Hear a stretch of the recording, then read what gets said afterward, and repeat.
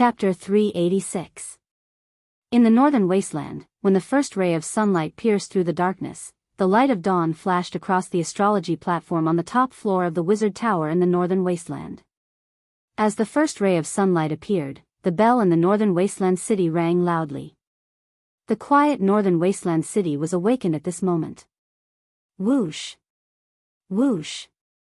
Dozens of magic fireworks shot into the sky, piercing through the darkness before dawn. They bloomed beautifully in the sky. The entire city turned into a sea of joy at this moment. The royal palace of the northern wasteland city. Outside the newly renovated royal palace, rows of well-equipped spear guards stood straight on both sides of the road. The roofs around the royal palace had been occupied by half-elf archers. The main roads of the city had been cleared. The wide and straight road extended all the way to the royal palace. The streets were covered with red carpets, and all kinds of flower petals were falling from the sky. All the residents of the northern wasteland city stood on both sides of the road, waving their arms and cheering. At this moment, a few black shadows quickly approached from the sky. The sound of wings flapping could be heard. With the first ray of sunlight, a group of people appeared in the sky. 9 giant Cryopterus bodies appeared in the sky. Although these pterosaurs were only 2 years old, their wingspan was already more than 6 meters. There was a drow knight sitting on each Cryopterus. Their armor made of fine iron was not heavy. It set off their tall and slender bodies. The ferocious pterosaurs under them looked extraordinary. However, they were not the main characters. They were only the vanguard guards leading the way. Behind these Cryopterus knights, a majestic Pegasus flew across the sky. Sulan had a sword at his waist, and he was wearing a gorgeous silver armor. He was riding the Pegasus at full speed. The morning glow in the sky covered them with a layer of golden red light, making them look like gods emitting a golden light. Long live Sulan, long live the Northwind Principality. After seeing the figures in the sky, the cheers sounded in unison. The army of the northern wasteland city cheered in unison. Their voices were deafening. The residents around them also cheered. Their voices echoed through the sky. Some people in the northern battlefront city were watching the ceremony from afar. As long as they did not approach the important areas of the city, the hidden guards would not chase them away. Sulan chose to hold the founding ceremony at dawn, the last touch of darkness before dawn. Then, he waited for the first ray of sunlight to pierce through the darkness and descend from the sky. Accompanied by a golden radiance, Sulan descended from the sky with 9 winged dragon knights. The winged dragon knights glided in mid-air before taking off again. Sulan rode his Pegasus and landed on the red carpet covered with flowers 100 meters away from the Arc de Triomphe. The Pegasus raised its head to the sky and neighed, gently kicking its hooves. At this moment, the bell rang again, leisurely spreading throughout the entire city. It was like an order. The entire northern town city was filled with symphonic music.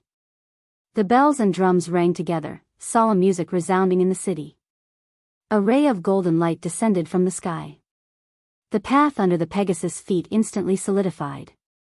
It was as bright as gold, but it was not vulgar.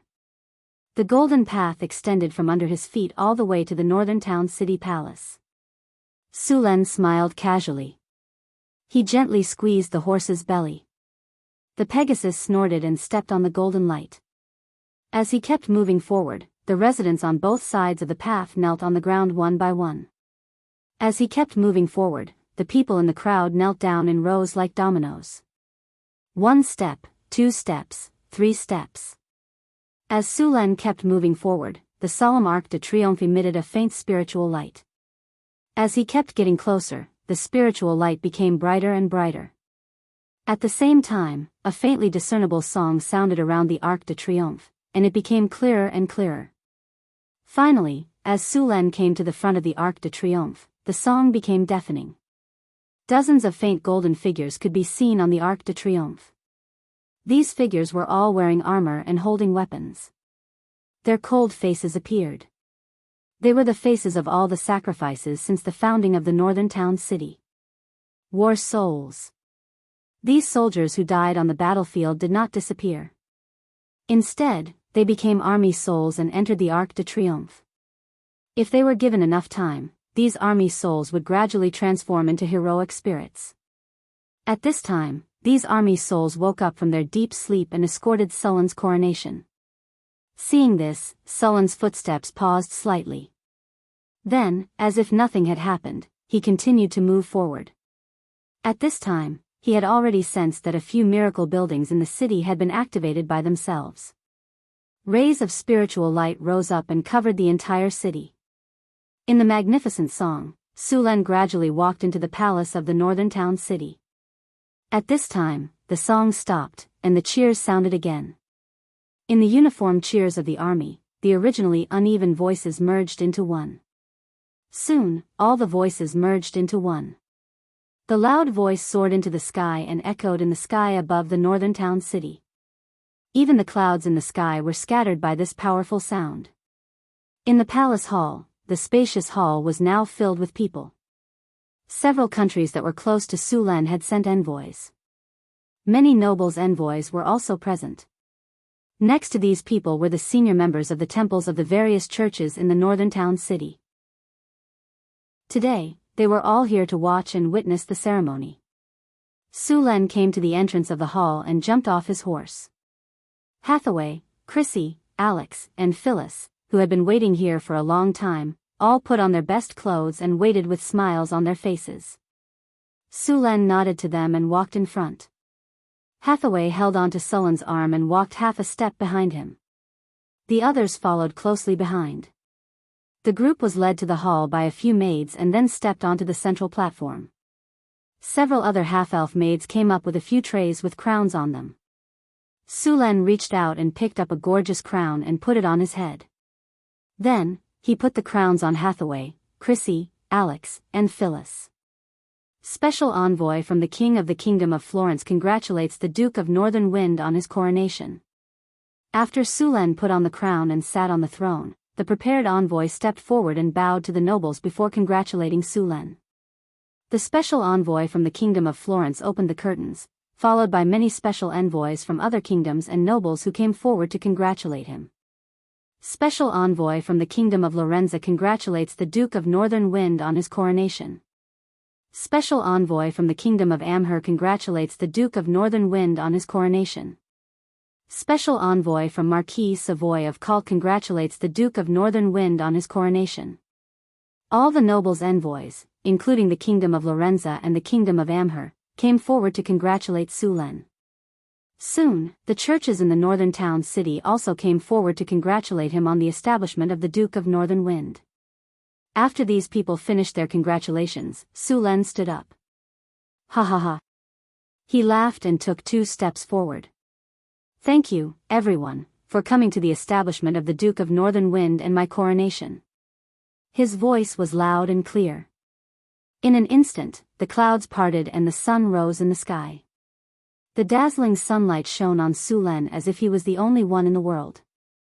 In the hall and in the square, thousands of people stood on both sides of the square. Their burning gazes were all focused on Sulen. There was reverence, joy, admiration, and fear.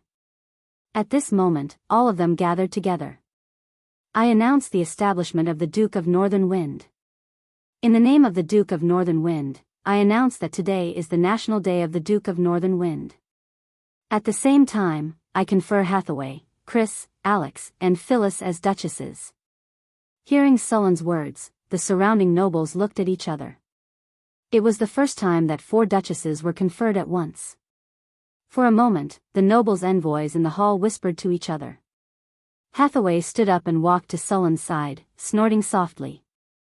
Her voice was low, but it seemed to ring in their ears. In an instant, the whole hall quieted down. Then, a powerful energy wave surged from Hathaway's body. Even the jade ornaments in the surroundings were blown back and forth by this force. Hiss! Everyone sucked in a breath of cold air. Legendary wizard. How is this possible? A 20-year-old legendary wizard.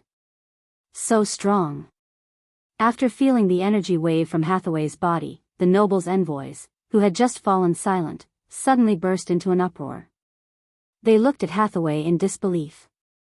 In this world, a legendary wizard's deterrence was much stronger than a legendary warrior's.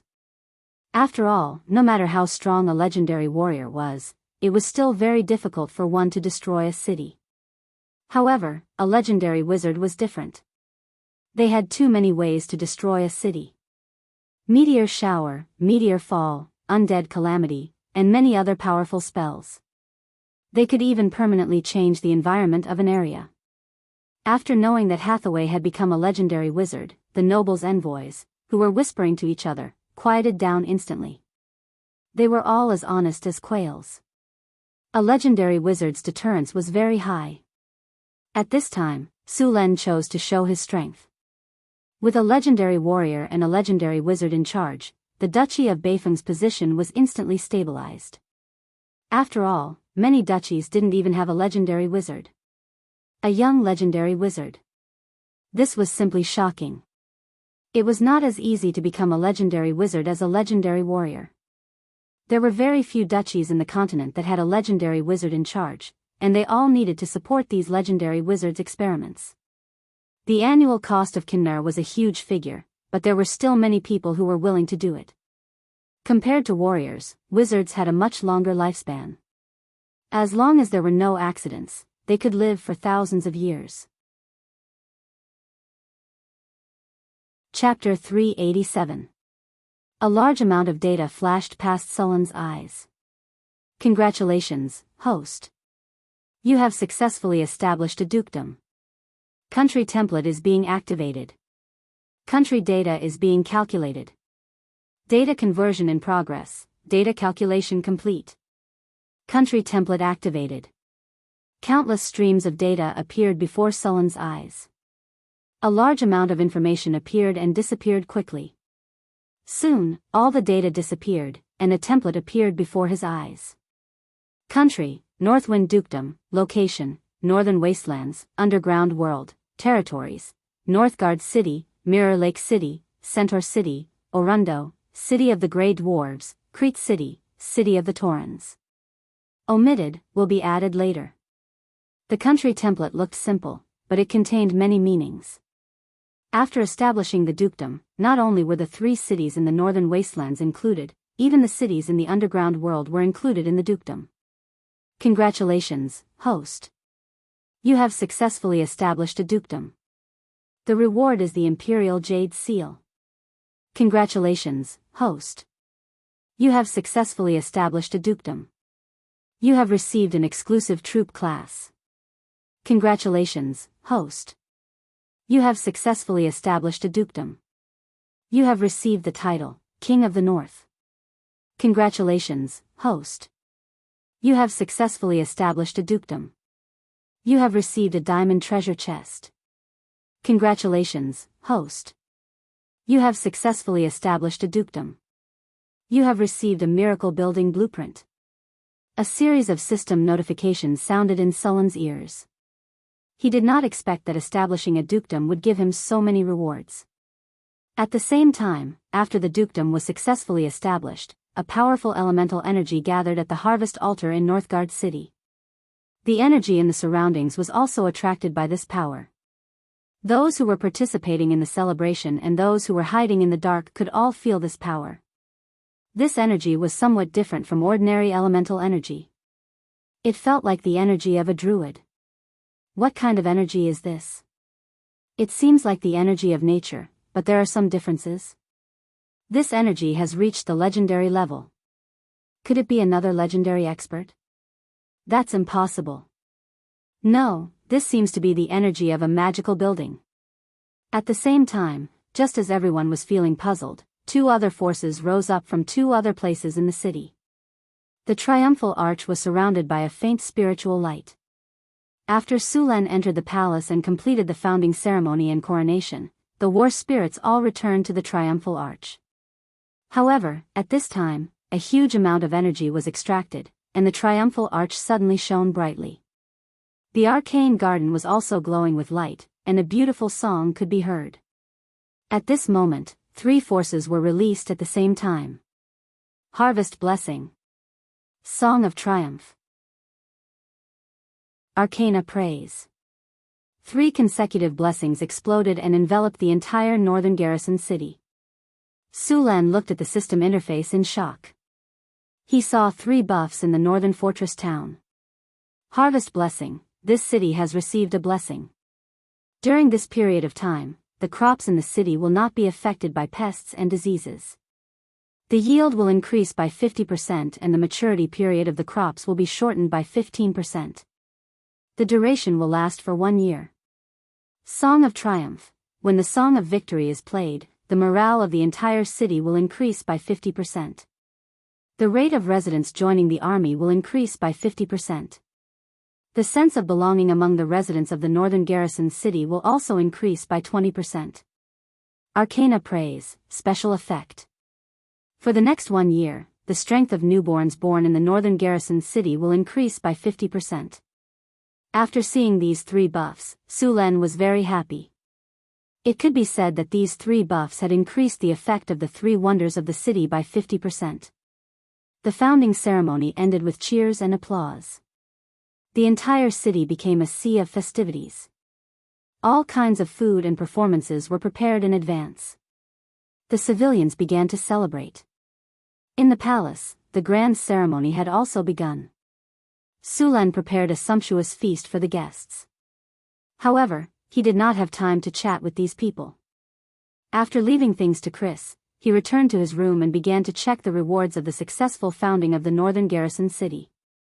After returning to his room, Su Lan opened his storage dimension and saw a jade seal carved out of beautiful jade. Imperial Jade Seal. This is the symbol of the northern garrison city's power. It represents the power of the Duke. Destiny +20, Destiny Suppressing +20, Peace and Peace +20, People's Allegiance +20, Evil's Avoidance +20, Indestructible +20, The Way of the Emperor +20. Su Luan took out the jade seal, which was the size of a palm. It was made of suet white jade, which was smooth to the touch. A mythical beast was carved on it, and there were beautiful patterns around it. The bottom of the jade seal was engraved with the words, "Receive the mandate of heaven, live long and prosper forever." Of course, this imperial jade seal and the imperial jade seal from his previous life had nothing to do with each other except for the words carved on it. However, the attributes of this imperial jade seal seemed to be very good. It would benefit the territory a lot. After putting away the imperial jade seal, Su Lan continued to check the rest of the items. Su Lan had obtained an exclusive troop class. After Su Lan opened it, he realized that the troop class could only be obtained through a lottery. Su Lan chose to check. Suddenly, a Russian-like roulette wheel appeared in his mind. There were all kinds of troop classes on it, such as the White Horse Cavalry, Shiliang Cavalry, Xiandang Death Soldiers, Wudang Flying Army, Brave Tiger Guards, Yulin Guards, Tiger Leopard Cavalry, Imperial Guards, Yulin Cavalry, Winged Ho Archers, and about 20 to 30 other troop classes. After seeing the Dragon Cannon Guards and Imperial Guards, Sullen's eyes lit up. These 2 troop classes were very strong. Both of them could attack from a distance, and their attacks had additional effects. The Dragon Cannon Guards could shoot fireballs, which had explosive and burning effects. The Imperial Guards could shoot thunderballs, which had paralyzing and chain lightning effects. The other special troop classes also had their own strengths. Su Lan was dazzled. Su Lan hesitated, took a deep breath, closed his eyes, and spun the roulette wheel. The roulette wheel spun quickly. Su Lan became nervous. Although he could definitely get a special troop class, each special troop class was different. He naturally wanted to get a high-value troop class. Soon, the roulette wheel slowed down. In the end, the needle went past the Wudang Flying Army and Xiandang Death Soldiers. It looked like it was going to stop at the Dragon Cannon Guards, but the roulette wheel didn't seem to have run out of power. It moved forward a little more and stopped at the Imperial Guards. Seeing that the needle was pointing at the Imperial Guards, Su Lan was disappointed. The Imperial Guards weren't a fighting force. They were better at invading, assassinating, and spying. Although he was disappointed that he didn't get the Dragon Cannon Guards, the Imperial Guards weren't bad. Although they had lost a powerful unit, the Imperial Secret Service was still a good intelligence network. Together with the Flying Eagles in Northern Town City, the foundation of an intelligence network was almost complete. Although they had lost a powerful unit, it was still a good idea to build a perfect intelligence network. Su Len happily put away the commander's seal of the Imperial Guards. Then, he looked at the other rewards.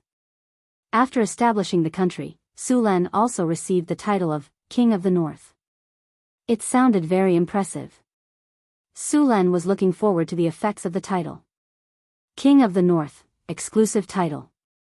After countless battles, you have defeated the gnolls, trolls, ogres, orcs, frost giants, hydras, and many other races and powerful enemies. You have successfully established a powerful country in the northern wastelands. You have become the King of the North. Your prestige has increased. Your people love and respect you. Your enemies are hostile to you. They are afraid of you. The other races in the wastelands also respect you. There is a certain chance of you receiving contributions. King of the North +20, coercion +20, submission of the 4 Cs +20, people's allegiance +20, intimidation +20. Effect is permanent. F***CK, this title is awesome. Su Luen rubbed his chin. The effect of this title was effective after he obtained it. He didn't need to wear it anymore. In this way, Su Luen could wear another title, and the attributes of this title were also very good. It was comparable to the bonus of a special building. After checking the effects of the title, Su Len took out the remaining diamond treasure chest. This was the first time Su Len had obtained a diamond treasure chest. He didn't know when he would get one again. Now that he had killed a legendary expert, he only got a platinum treasure chest. What kind of enemy did he have to defeat to get a diamond treasure chest? An advanced legendary? A demigod? Or an abomination? Su Len shook his head and chased the thought away. After calming himself down, Su Len deliberately washed his hands and prepared to open the diamond treasure chest. A series of beautiful special effects flashed, and the system's attribute notification rang in his ears. Congratulations, host. You have opened the diamond treasure chest. You have obtained the item, Mystery Lock Theory and Creation. Mystery Lock Theory and Creation? After hearing the system's notification, Su Len was greatly surprised. Although he was mentally prepared, he was still surprised by what he got this time. Mystery locks were first created by the High Elves. After the rise of the Arcane Kingdom, this spell was replaced and improved by the Great Arcanists and became the standard of the Floating City. Hathaway had not mastered this high-end magic technology. The only thing that was passed down in her school was the enchantment circle. Originally, Su Len planned to make do with the enchantment circle in the Wizard Tower for a while. He didn't expect to get such a thing. In this world, there were still several large organizations that had the mystery lock technology. For example, the High Elves, Elven Court, the Silver Moon Councils, Silver Moon Guardian, the Lava Towers, Heart of Flame, the Druid Councils, Thorn Oak, and so on. Now, Northern Town City had also obtained this technology. Su Len was so happy that he couldn't close his mouth. He was going to study this technology with Hathaway and strive to master this technology as soon as possible. P.S. It was too late yesterday, so I didn't finish it. I'll make it up today. There are 2 more updates. Happy New Year to everyone. Chapter 388. At first, there were 24 runes that he had learned from the High Elves. After many years of development, the number of runes that had been published in the Arcane Empire had reached 36. It was said that some of the runes had been mastered by the Great Arcanists. There were rumors that the number of runes had reached more than 70. Each rune had its own unique power. During the Arcane Empire, there were even people who developed rune stones. They used a special method to make a rune into a gem, and then combined several rune gems according to a certain formula to make a powerful equipment. However, the process of making rune gems had been lost. Most of the rune equipment circulating now were products of the Arcane Empire, and some were made from rune gems excavated from ruins. Enigma was a spell sequence composed of a large number of runes according to a special arrangement. At first, the Enigma of humans did not cover a large area, generally only 300 to 500 meters. At the same time, the Enigma created by the High Elves could cover a city. During the Arcane Empire, the Enigma of humans developed by leaps and bounds and became the standard of wizard towers and floating cities. After putting away the important spell book, Enigma Principles and Creation, Sulen took out the last remaining blueprint of the Building of Wonders. Building of Wonders Blueprint, Hero's Spirit Tower. After use, you can build a Hero's Spirit Tower of Wonders. Hero's Spirit Tower. Construction requires the Triumphal Arch. This is a tower built with iron and blood. It is the final home of a warrior. With this building, the martial spirit of the territory can be improved. Within 30 miles of the city, newborns have a 10% chance of becoming warriors. At the same time, the morale of all the soldiers in the North Town City plus 20. The souls of the dead soldiers will enter the Triumphal Arch, and the chances of the souls of war becoming heroic spirits plus 20. Martial Spirit plus 35, Indestructible plus 37, Strong Will plus 35, Unyielding Soul of War plus 28, with space of the Heroic Spirit Palace, space can grow. The Hero's Spirit Tower was not bad. It was a perfect match with the Triumphal Arch. With the Hero's Spirit Tower, the chances of the souls of war becoming heroic spirits would increase a lot. However, to build this building, he still needed 2 Battle Soul Stones. Sulen did not have any Battle Soul Stones now, so he could not build it for the time being. It wasn't easy to get a Battle Soul Stone. Sulen had issued a mission to the caravans to purchase Battle Soul Stones. Over 100 caravans from all over the continent had gathered in Northern Town City. As long as the price was right, someone would be able to get it.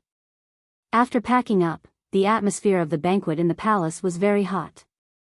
Sulen came to the banquet in a good mood and greeted everyone. After staying here for more than 10 minutes, he left the banquet. After the establishment of the principality, life in Sulen did not change much. After all, it was only a small country with a population of a few 100,000. There was no need to appoint ministers.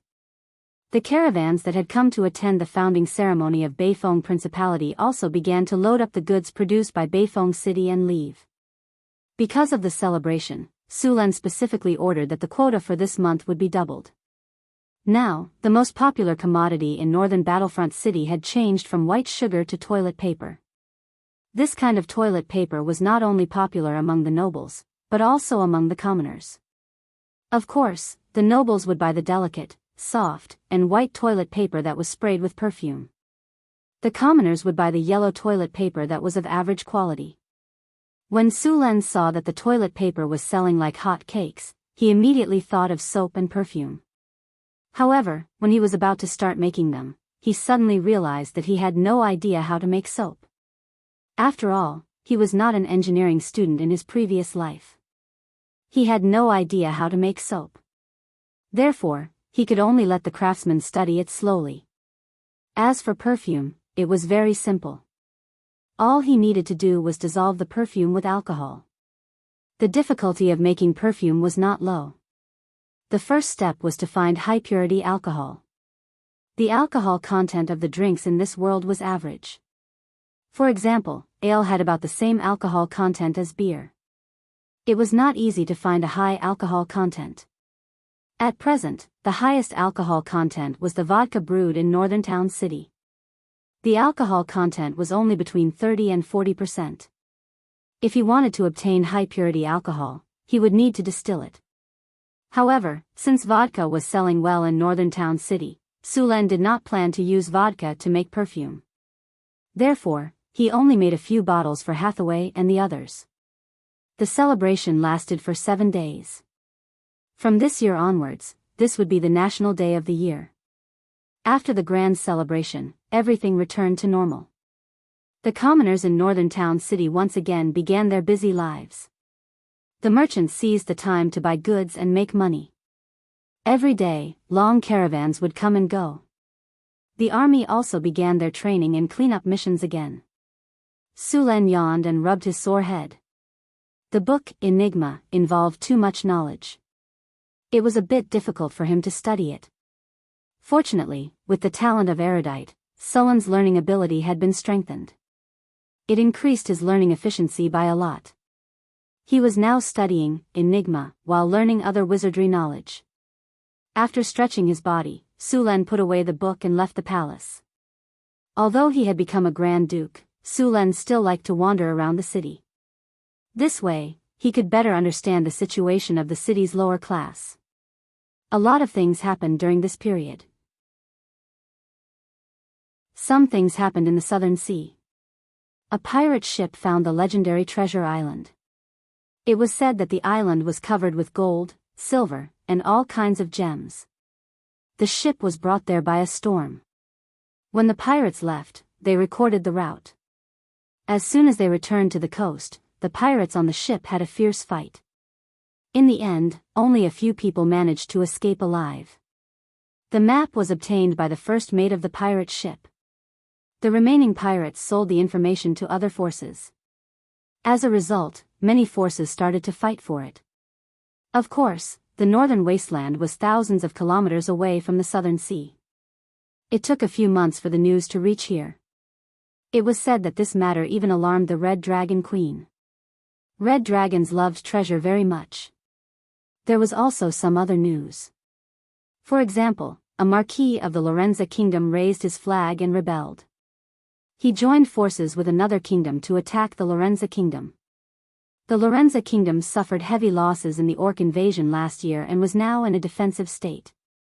Although this was the latest news from Northern Battlefront City, the most recent news was from half a month ago. Sullen listened for a while and went to the barracks. He planned to officially recruit the embroidered uniform guards and establish an intelligence network in the northern city with the help of the Eagle. In the barracks, Sullen gathered the soldiers in the barracks. There were not many requirements to recruit the embroidered uniform guards. Their strength had to be grade 1 or lower. As long as the army in the northern city was a regular army, most of them were grade 2. A few of them were grade 3. Sullen picked 500 people in the barracks and spent 1,000 kinnar to change their profession to the embroidered uniform guards. Embroidered uniform guards, special forces. Specializes in spying, collecting, transmitting, and assassination. Additional skills, camouflage, detection. The 500 soldiers Sullen picked didn't have much of a change in strength after they were converted into the embroidered uniform guards. They only gained some additional knowledge and 2 additional skills. Next, Sullen built a house near the palace as the office for the embroidered uniform guards. The embroidered uniform guards were also officially named the prison guardians. They were given the first batch of 20 eagles. After the embroidered uniform guards learned how to feed the eagles, Sullen began to send them to other countries around the North Wind Principality to establish intelligence bases. The 500 brocade gown guards recruited by Sullen were divided into groups of 3 or 4. Each group would carry some funds or goods, and then leave Northern Town as caravans or wandering mercenaries. These brocade gown guards would establish strongholds in some large cities. These bases might be some taverns and hotels on the surface, but they would secretly collect local intelligence. Once there was something important, or something he thought was important, he would send the information back. Part of the funds would be earned by themselves, while the other part would be allocated by the North Wind Principality. After all, intelligence was a very expensive business. How could 3 to 5 people in a city collect and transmit information? Of course, they would need to recruit some peripheral personnel. Why would these peripheral personnel collect information for you? Of course, it was because of money. Was it because they wanted to generate electricity? Sullen wanted to maintain a huge intelligence network, so the money spent was naturally very high. Of course, Sullen could also sell information to outsiders, but this would easily expose himself. Sullen hadn't figured out how to do it yet. The number of eagles cultivated in the eagle nest wasn't many. Apart from a portion of the eagles left for the scouts, the rest were all given to the embroidered uniform guards. Originally, Sullen planned to let these eagles breed on their own and then cultivate them. This way, the results would be better if all the eagles were born in the eagle nest. However, the establishment of the embroidered uniform guards required a large number of eagles. If he wanted to obtain a large number of eagles in a short period of time, he could only catch eagles in the wild and train them. Sulen sent out nearly 100 embroidered uniform guards. These embroidered uniform guards would use various methods to integrate into various large cities and towns. Then, they would establish intelligence bases in the cities and towns. Each intelligence base would need about 3 to 5 eagles. This way, the eagle nest would need to cultivate hundreds of messenger eagles. Of course, this was only temporary. If the number of embroidered uniform guards bases continued to increase, then the number of eagles would also increase. Fortunately, Sulen didn't want to eat a fat man in one go. The establishment of an intelligence network couldn't be completed overnight. Chapter 389. Sulen woke up from a deep sleep as the morning sun shone through the curtains. He immediately felt something soft and smooth on his arm. He turned around and looked at the little succubus who was sleeping beside him. Traces of the storm still remained on her delicate face. She looked seductive and a little tired, but she was still sleeping soundly. Although succubi were known to be fearless in bed, they were still defeated by the plasma cannon. Sulen carefully pulled away the jade-like arm entwined around his arm and Phyllis, who was sleeping soundly on the other side. He got up, picked up a robe and put it on, and then covered himself with the soft silk quilt. It was already July, and the northern wasteland was already very hot. However, Hathaway had set up a large-scale thermostatic magic circle in the palace. Although the technology in this era was backward, many things that could not be done by technology in his previous life could be solved by spells here. Of course, these were only wizards' methods.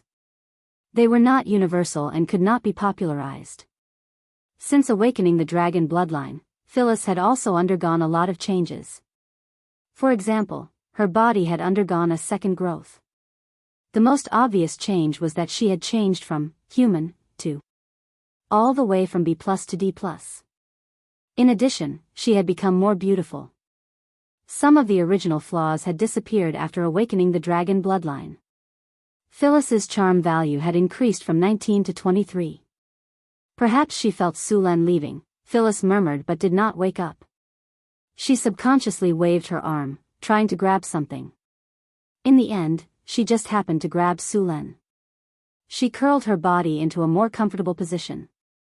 As a dragon bloodline sorcerer, although his body was very strong, it depended on who he was compared to.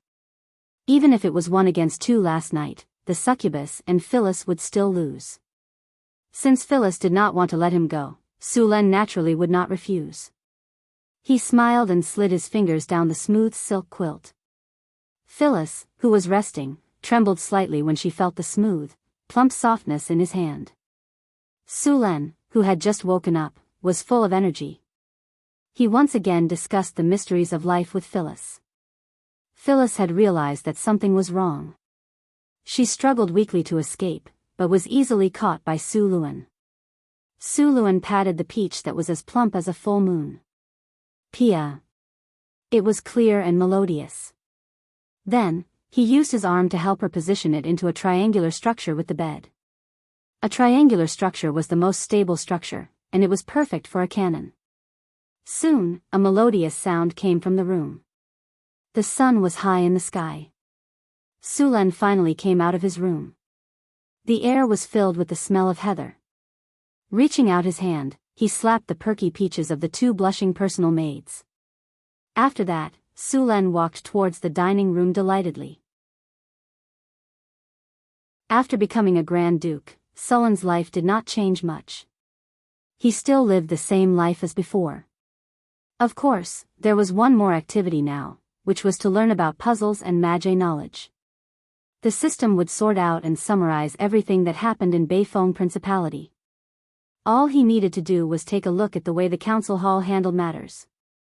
If something important happened, the system interface would directly notify him. Sulen's job became much easier after he digitized the information of Beifeng Principality. Wizard Tower. A tall steel golem stood still. Hathaway spent a lot of effort and finally completed the steel golem. The steel golem's strength was at grade 4, and its challenge level was 17. Hathaway got the technology to build the steel golem from the tower spirit in the secret realm. Hathaway snapped her fingers, and a flash of energy disappeared. Then, the steel golem's eyes lit up slightly. Master. The steel golem bowed slightly. From today onwards, you are the guard of the wizard tower. The Milky Way will arrange things for you. Go. Hathaway waved her hand and said. The steel golem's heavy body turned around and walked away. In fact, although the steel golem was only at grade 4, there were many powerful golems that were upgraded and modified based on the steel golem. The most famous was a golem construct during the Arcane Empire with the ability to transform and repair. This golem's body could transform and repair itself.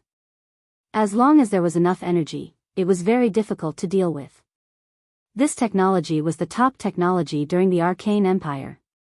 As long as it was not completely destroyed, it could gradually restore to its original appearance. It was even more shameless than the army of the undead. It was said that this technology was the top technology developed by the great arcanists and the technology of the giths. It was usually used on high-end golems. This golem had a very strong self-repair ability and could play a very strong combat power in battle. Many times, you would spend a lot of effort to create some scars on it, but in the next second, it would restore to its original appearance. This kind of high-level golem generally appeared in the ruins of the ancient Arcane Empire. Many wizards found this kind of golem and wanted to study the formula of memory metal to use this metal to strengthen the golem puppet. But so far, no one had succeeded. Hathaway could now make the steel golem. Next, she would study the legendary golem. In fact, the legendary golem was the wizard's trump card. Your Excellency Hathaway, His Excellency Sulen wants to see you. The Milky Way's voice sounded. I know, I'll go now. Hathaway moved her body and closed the laboratory. Hathaway went all the way to the top of the wizard tower, the astrology platform. At this time, Sulen was lying on a recliner and reading a spell book. Why are you looking for me in such a hurry? Hathaway snapped her fingers, and another recliner flew directly to her side. Hathaway leaned back and lay down. I got a book, and I need you to take a look at it. Sulen dropped the spell book in his hand. The spell book flew by itself under a strange force and returned to its original position on the bookshelf in the room. Hearing that Sulen got another spell book, Hathaway immediately became spirited. Last time, Sulen got a spell book about magic tattoo techniques. Hathaway had only heard of this kind of high-level spell knowledge. The two books about magic tattoo techniques could be said to have benefited her a lot. Now that Sulen got another spell book, Hathaway was naturally full of expectations. What spell book? What kind of spell book? Sulen smiled slightly, and then took out the book, The Theory and Making of Riddles, from his storage space. Here, it's this one. The Theory and Making of Riddles was a silver-white book. It looked very precious. Hathaway quickly reached out and took it. After seeing the Nesser title on the book's surface, her body instantly jumped up like a spring. This is the method of making riddles? Hathaway exclaimed. She stared at Sulen without blinking. Sulen yawned, stretched, and said, Isn't it written on the cover? Why are you asking me? You don't know Nesser? Of course I know it. I taught you Nesser. I'm asking if this book really has information about riddles, Hathaway asked. Would you believe me if I said it now? You'll know when you see it for yourself. Sulen rolled his eyes at her. Hathaway flipped through the book suspiciously. Riddles contained a lot of information, and it was not a normal book. It was a magic book. Riddles was made of a strange material. Although it looked like paper, after careful inspection, one would find that it was two completely different things. Riddles did not contain everything about riddles. In fact, it contained a lot of knowledge that extended to many different fields. Since this book dared to name itself The Theory and Making of Riddles, the knowledge contained in it was all-encompassing. Sulen even suspected that the author of this book was not an ordinary arcanist. When Sulen read the book, he found that if one's mind power and intelligence did not meet the requirements, they would not be able to understand the content. There was a strange magic in this book. It seemed to be able to categorize the mind power and intelligence of the reader. Not everyone was qualified to read this book. Take Boulder and Johnson for example. Their brains were full of muscles, so they couldn't open this book at all. This thing could be used as an intelligence detector. Of course, even if one was qualified to read this book, it did not mean that one would be able to understand it after reading it. This book was a magical item. To read it, one would need to concentrate his mind power, which would consume a lot of his mind power.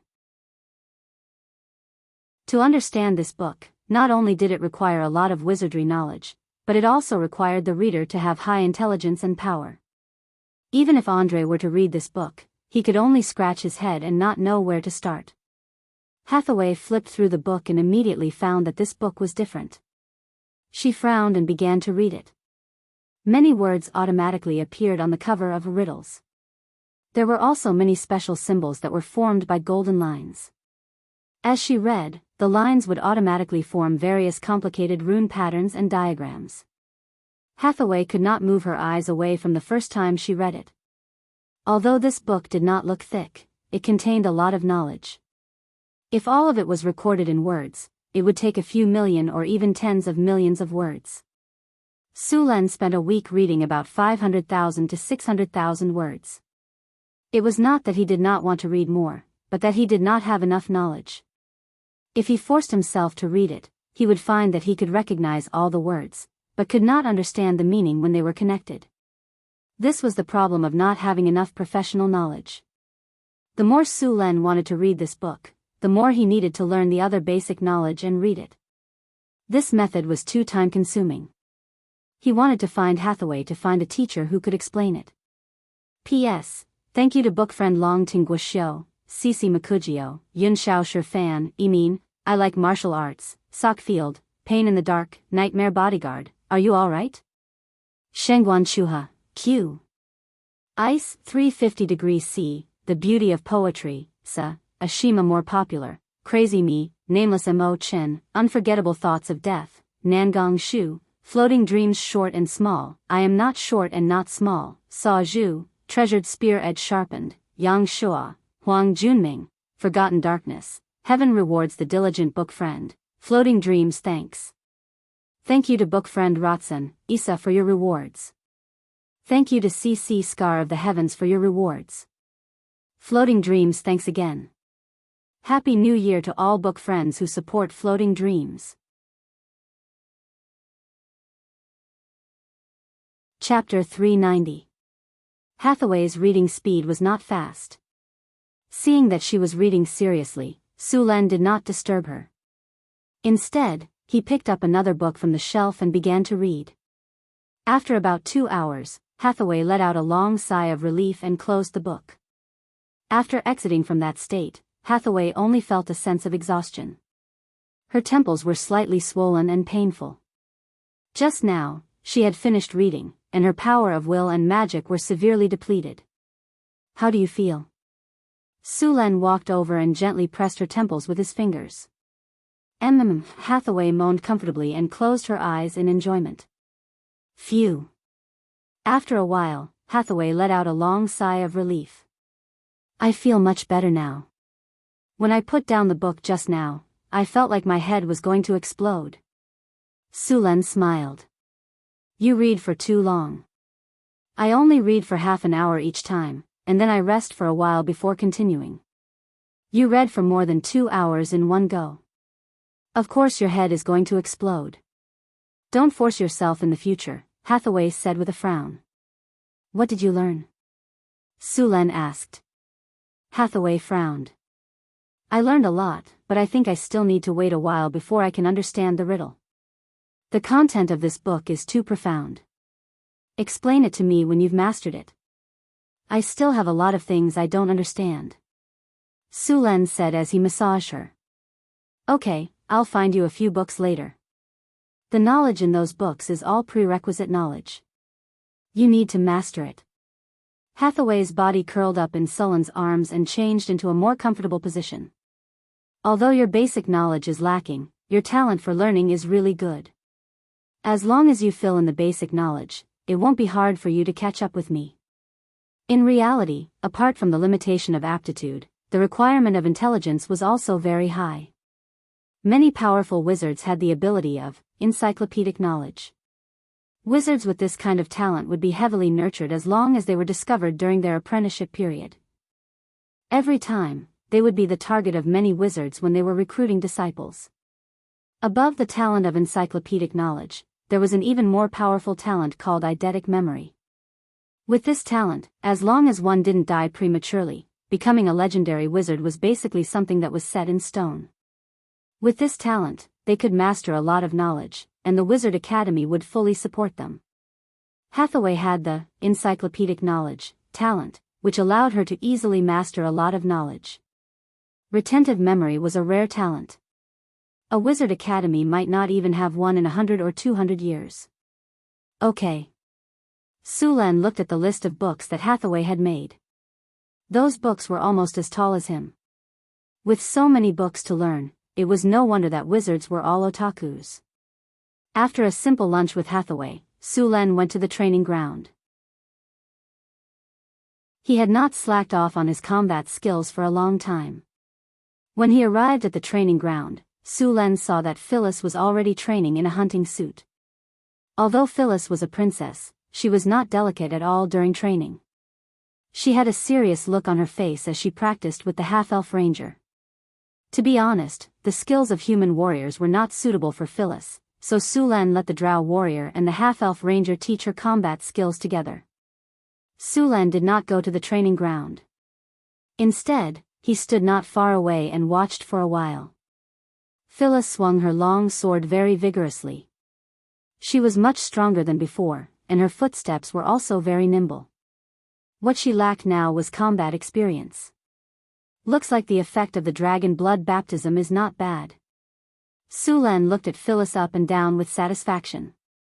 Her slender waist and plump butt were not bad. The recovery ability of the dragon pulse is good. Sulan nodded with satisfaction. After the awakening of the dragon pulse, a person's physique, strength, reflexes, and so on would be strengthened. It was an all-round improvement. Dragon warlocks were different from normal spellcasters. They usually learned a lot of melee combat skills. It could be said that a dragon warlock was not inferior to a warrior in melee combat.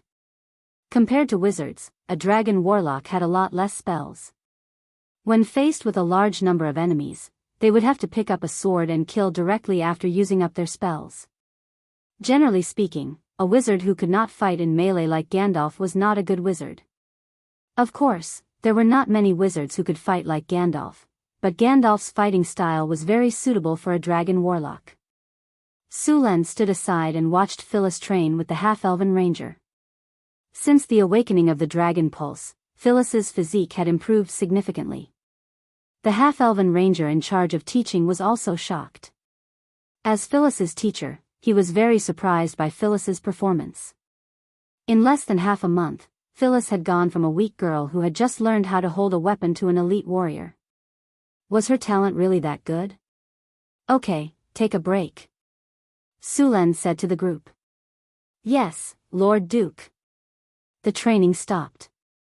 Phyllis, just training is not enough. If you want to become stronger, you need to undergo some training on the battlefield. After a while, I will let someone take you to participate in the cleaning of the territory.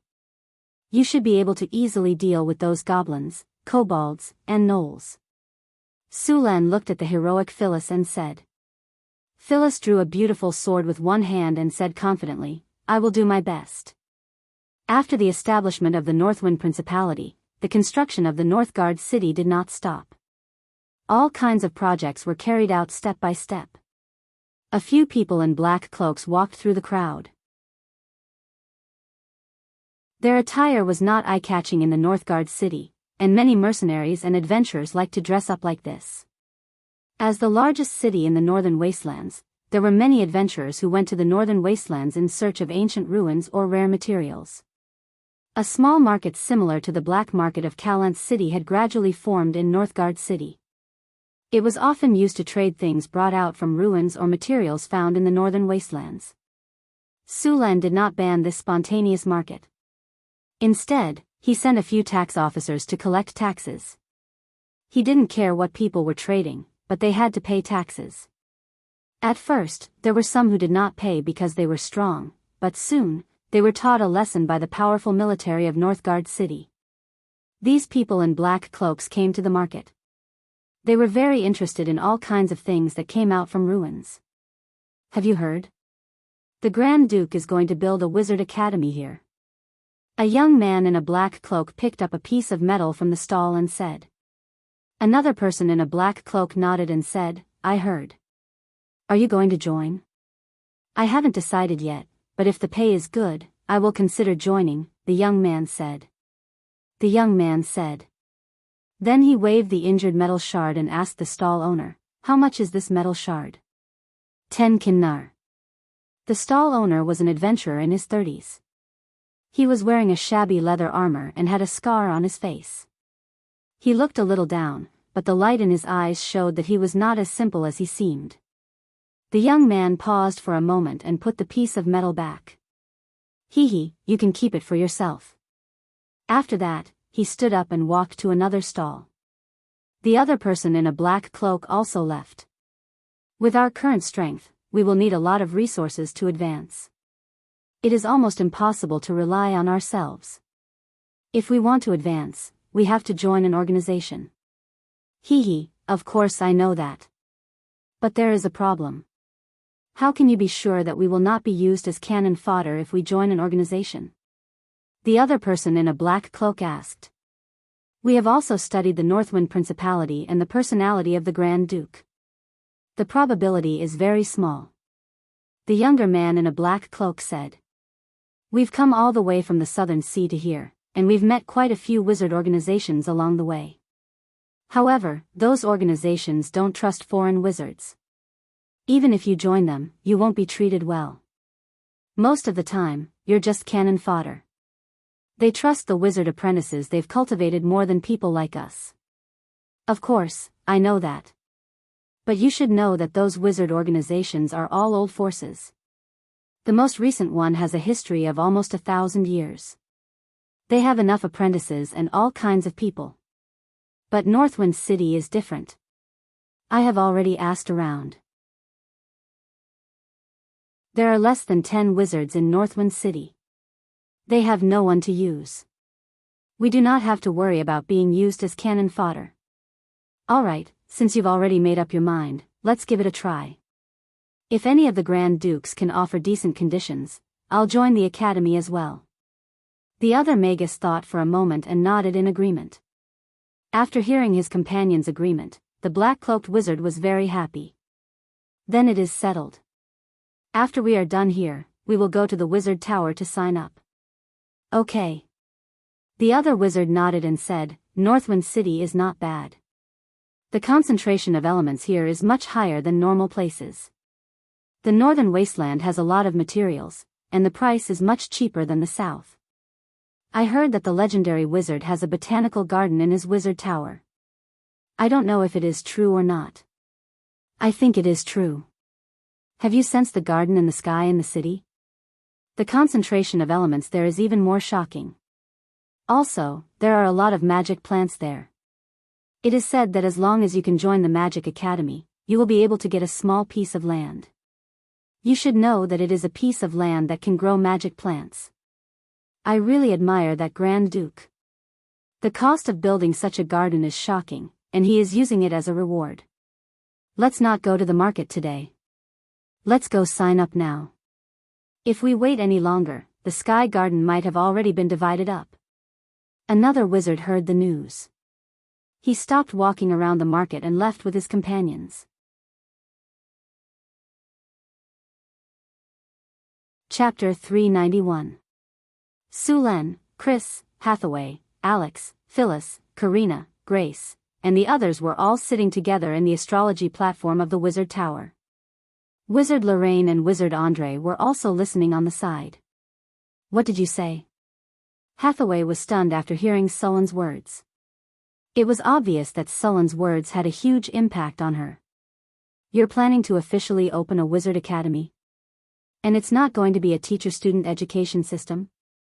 Instead, it's going to be a classroom education system?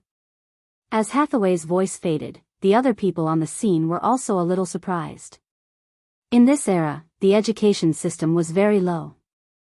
Not to mention wizard academies, even normal academies were educated like aristocrats and elites. If a wizard only taught a few students, the commoners wouldn't be able to read for the rest of their lives.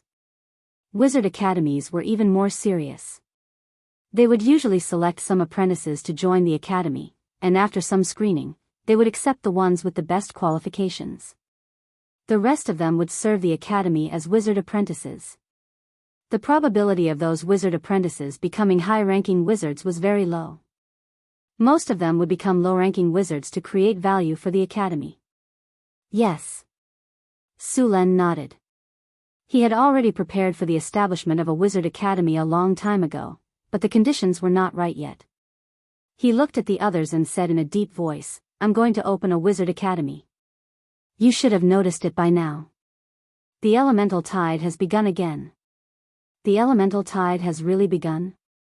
Hearing Sullen's words, the other spellcasters were stunned. As spellcasters, they naturally knew the meaning of the elemental tide. In the world of wizards, everything in the world was made up of energy.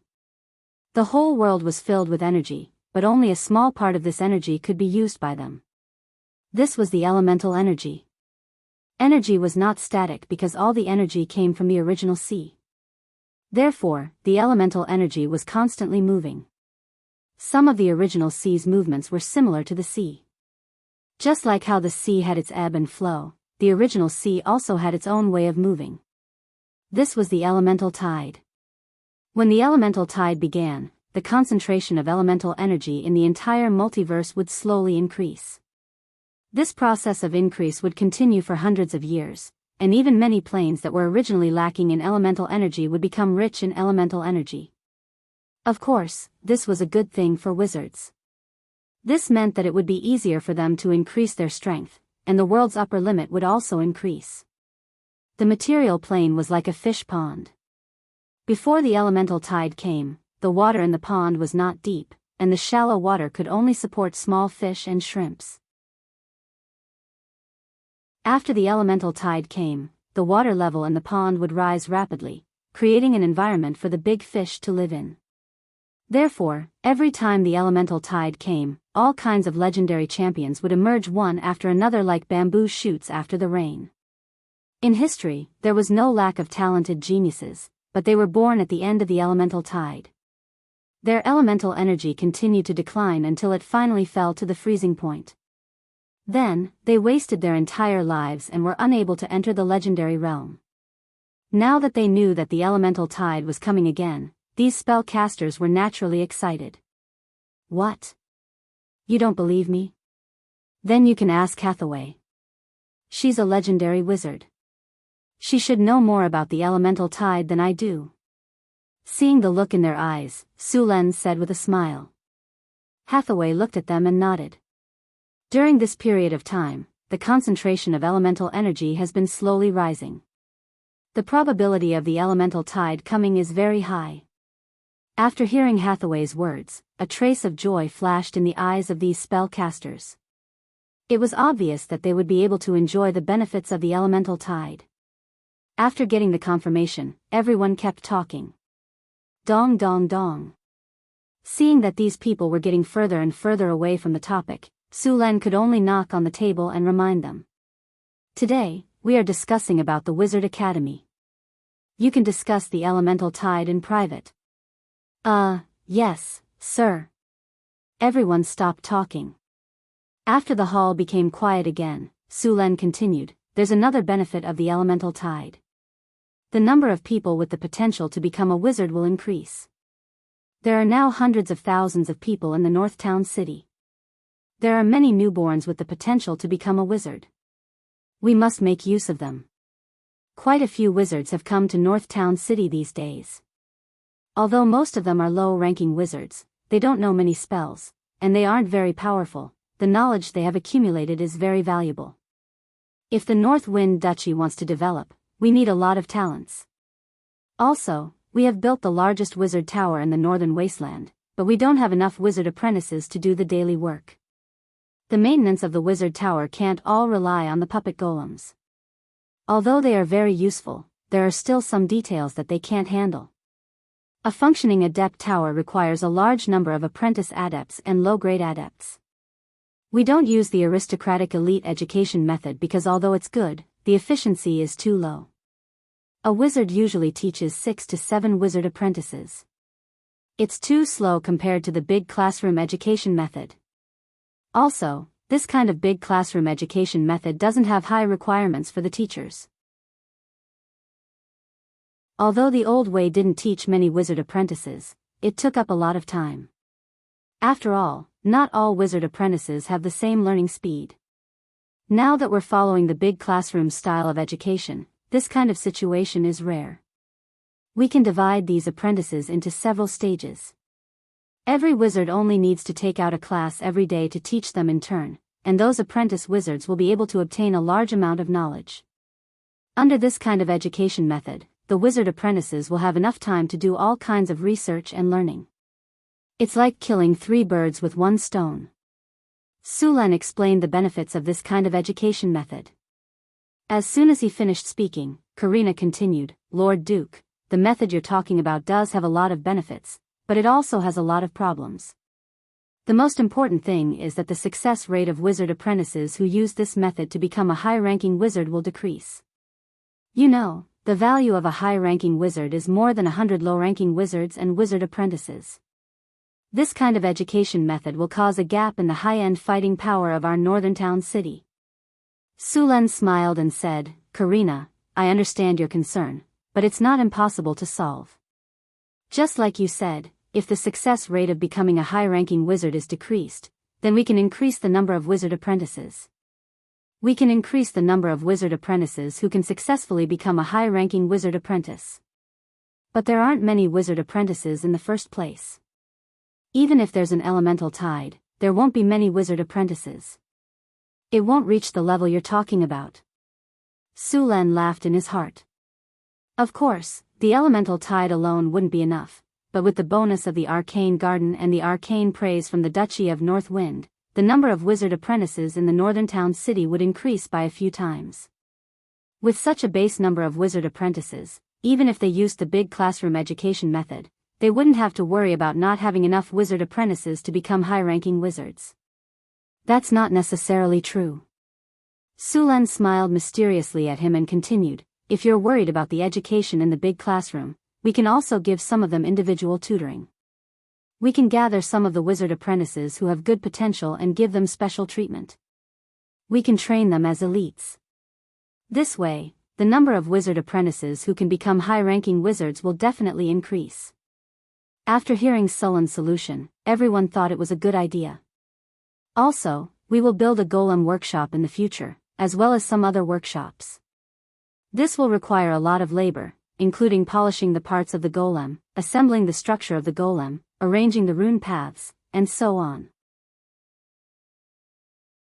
These parts can be done by wizard apprentices.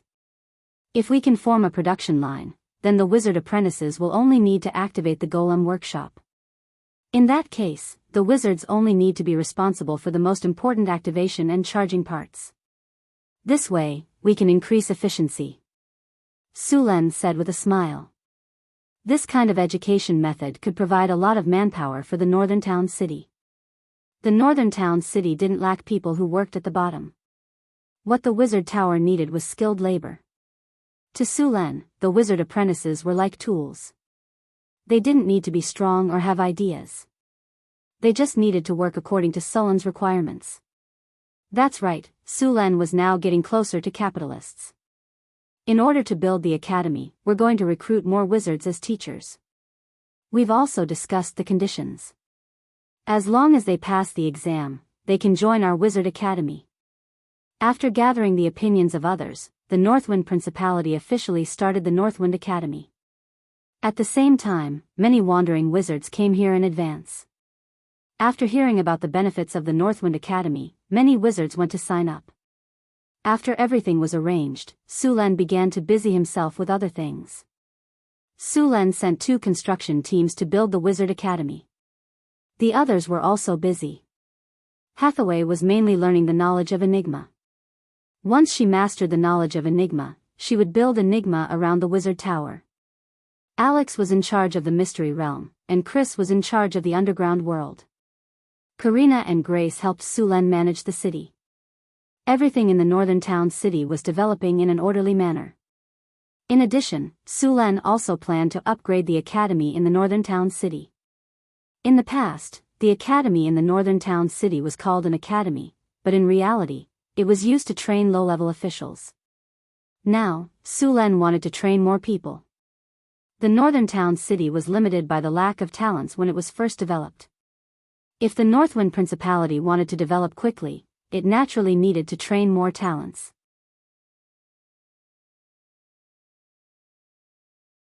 Chapter 392. The academy in Northern Town was not big at first. In the beginning, there were only 2 or 3 scholars as teachers. After several expansions, the number of teachers was less than 20. Now that the number of officials in Northern Town was almost enough, he planned to turn the academy into a school. When he built Northern Town, Sulen promised the soldiers that he would build a school in the future so that the children of the soldiers could learn to read and learn.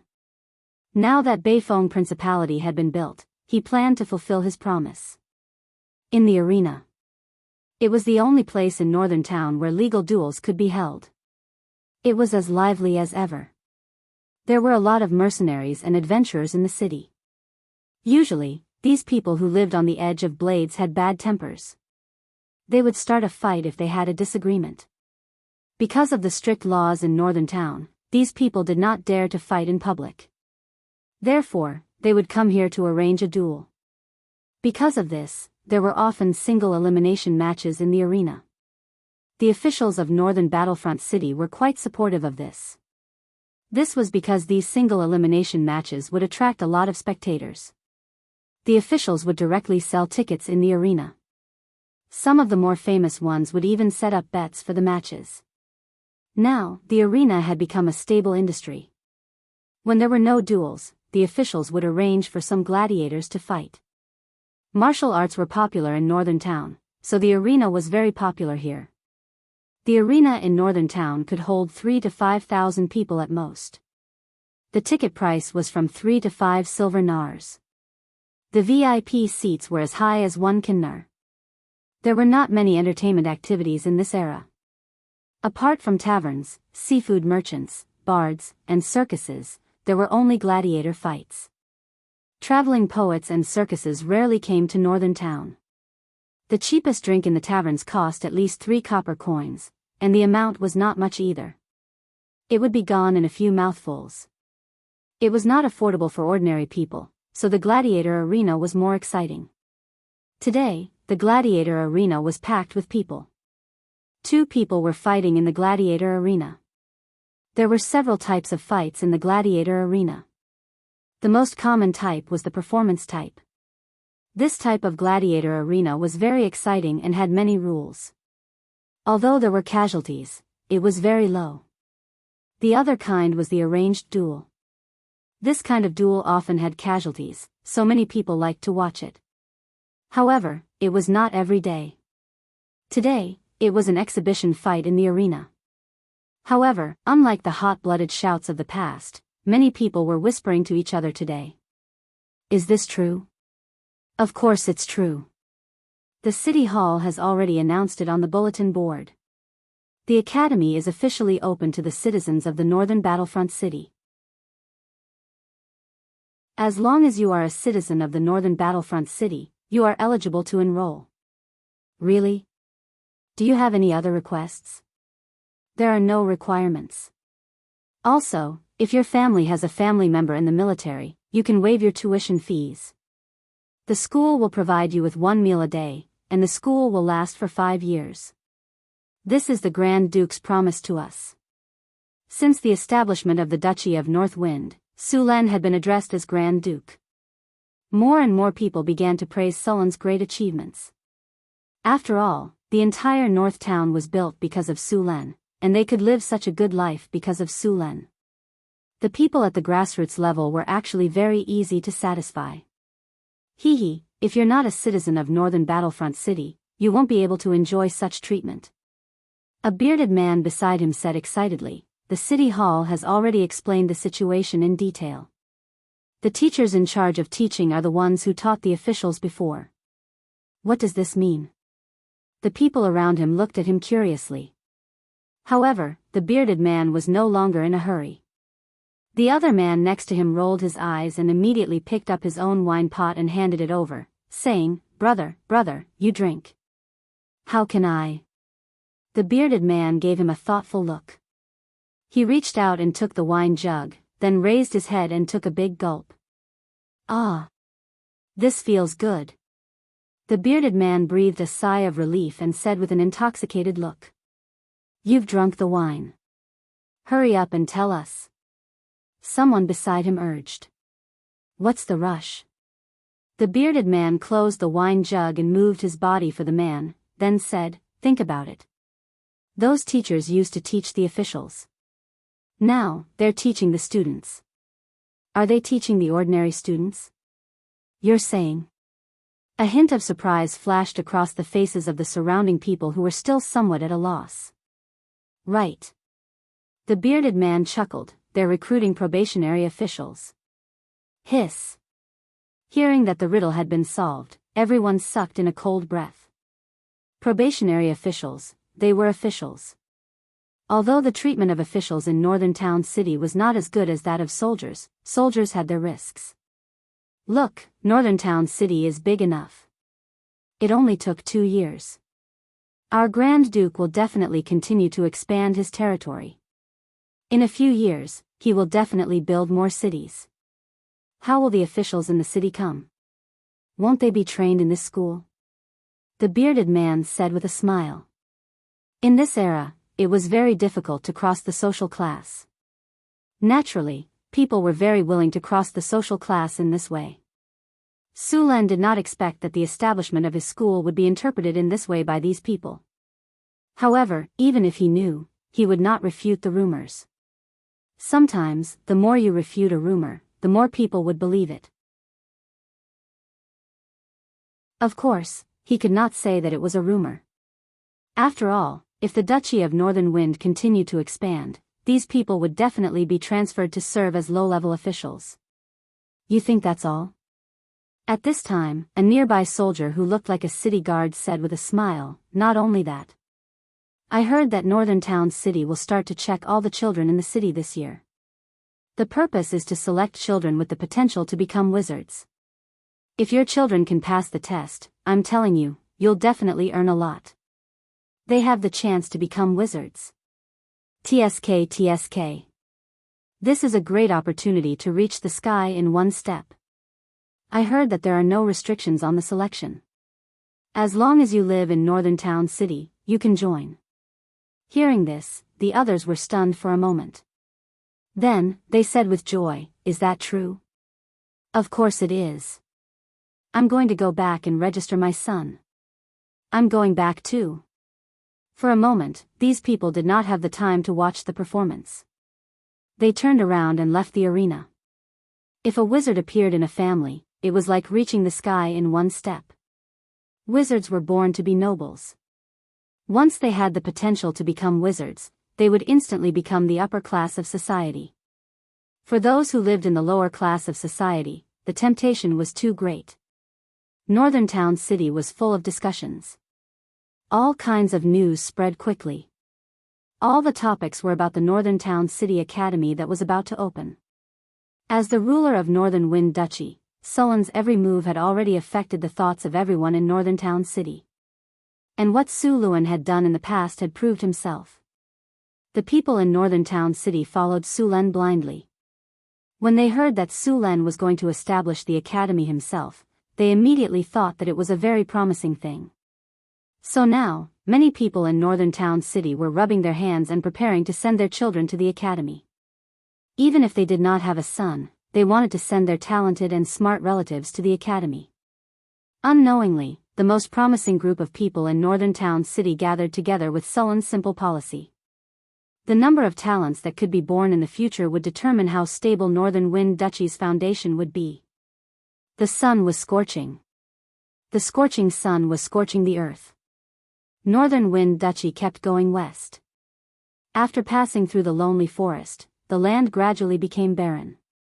This was the trade route from Northern Wind Duchy to the western countries. To the southwest was the desert kingdom of Am. After passing through the desert kingdom was Gondor. To the north of Gondor was the Dwarven Kingdom, which was a stretch of mountains. It was said that there were 3 dwarven kingdoms in this mountain range: the Iron Hill Dwarven Kingdom, the Iron Furnace Dwarven Kingdom, and the Riptide Dwarven Kingdom. The Lonely Forest was a very special place. There were some dead magic areas. To put it simply, the elemental energy in this area was very chaotic, or there was no elemental energy at all. It was difficult for spellcasters to cast spells here.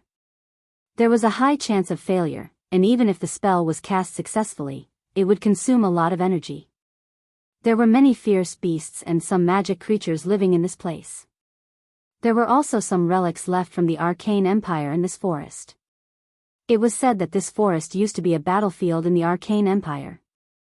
The scars caused by the battle had not been repaired until now, and there was even serious pollution left behind. Countless adventurers who wanted to get the treasures of the Arcane Empire tried to enter here, but few came back alive. Of course, there were also rumors that a god had actually fallen in the depths of the lonely forest. Of course, no one knew whether this was true or not. Some people claimed that there was a secret realm in the depths of the forest, which hid the treasures of the great arcanists. The sun was scorching, the temperature was very high, and the surrounding environment was very barren. After passing through the lonely forest, it gradually became desolate. It was a dry Gobi desert, where some gnolls and orcs lived. The cruel environment made the monsters here fierce and powerful, and there were even legendary monsters among them. The gnolls here also believed in the king of gnolls on the 422nd floor of the abyss, Yeenagu. In the abyss, Yeenagu was not a very powerful abyss lord, but no one could underestimate him. The king of gnolls was not alone. He also conquered another abyss lord, the king of ghouls, by force. He had been active for thousands of years under the pressure of the succubus queen and the Tauren king. Although the succubus queen and the Tauren king had other enemies, it also showed that Yeenagu still had some skills. And there was a rumor that Yeenagu had a powerful artifact in his hand, the time chain. Of course, this artifact was not complete. It only had 3 chain hammers. Some people said that the time chain in Yeenagu's hand was just a replica.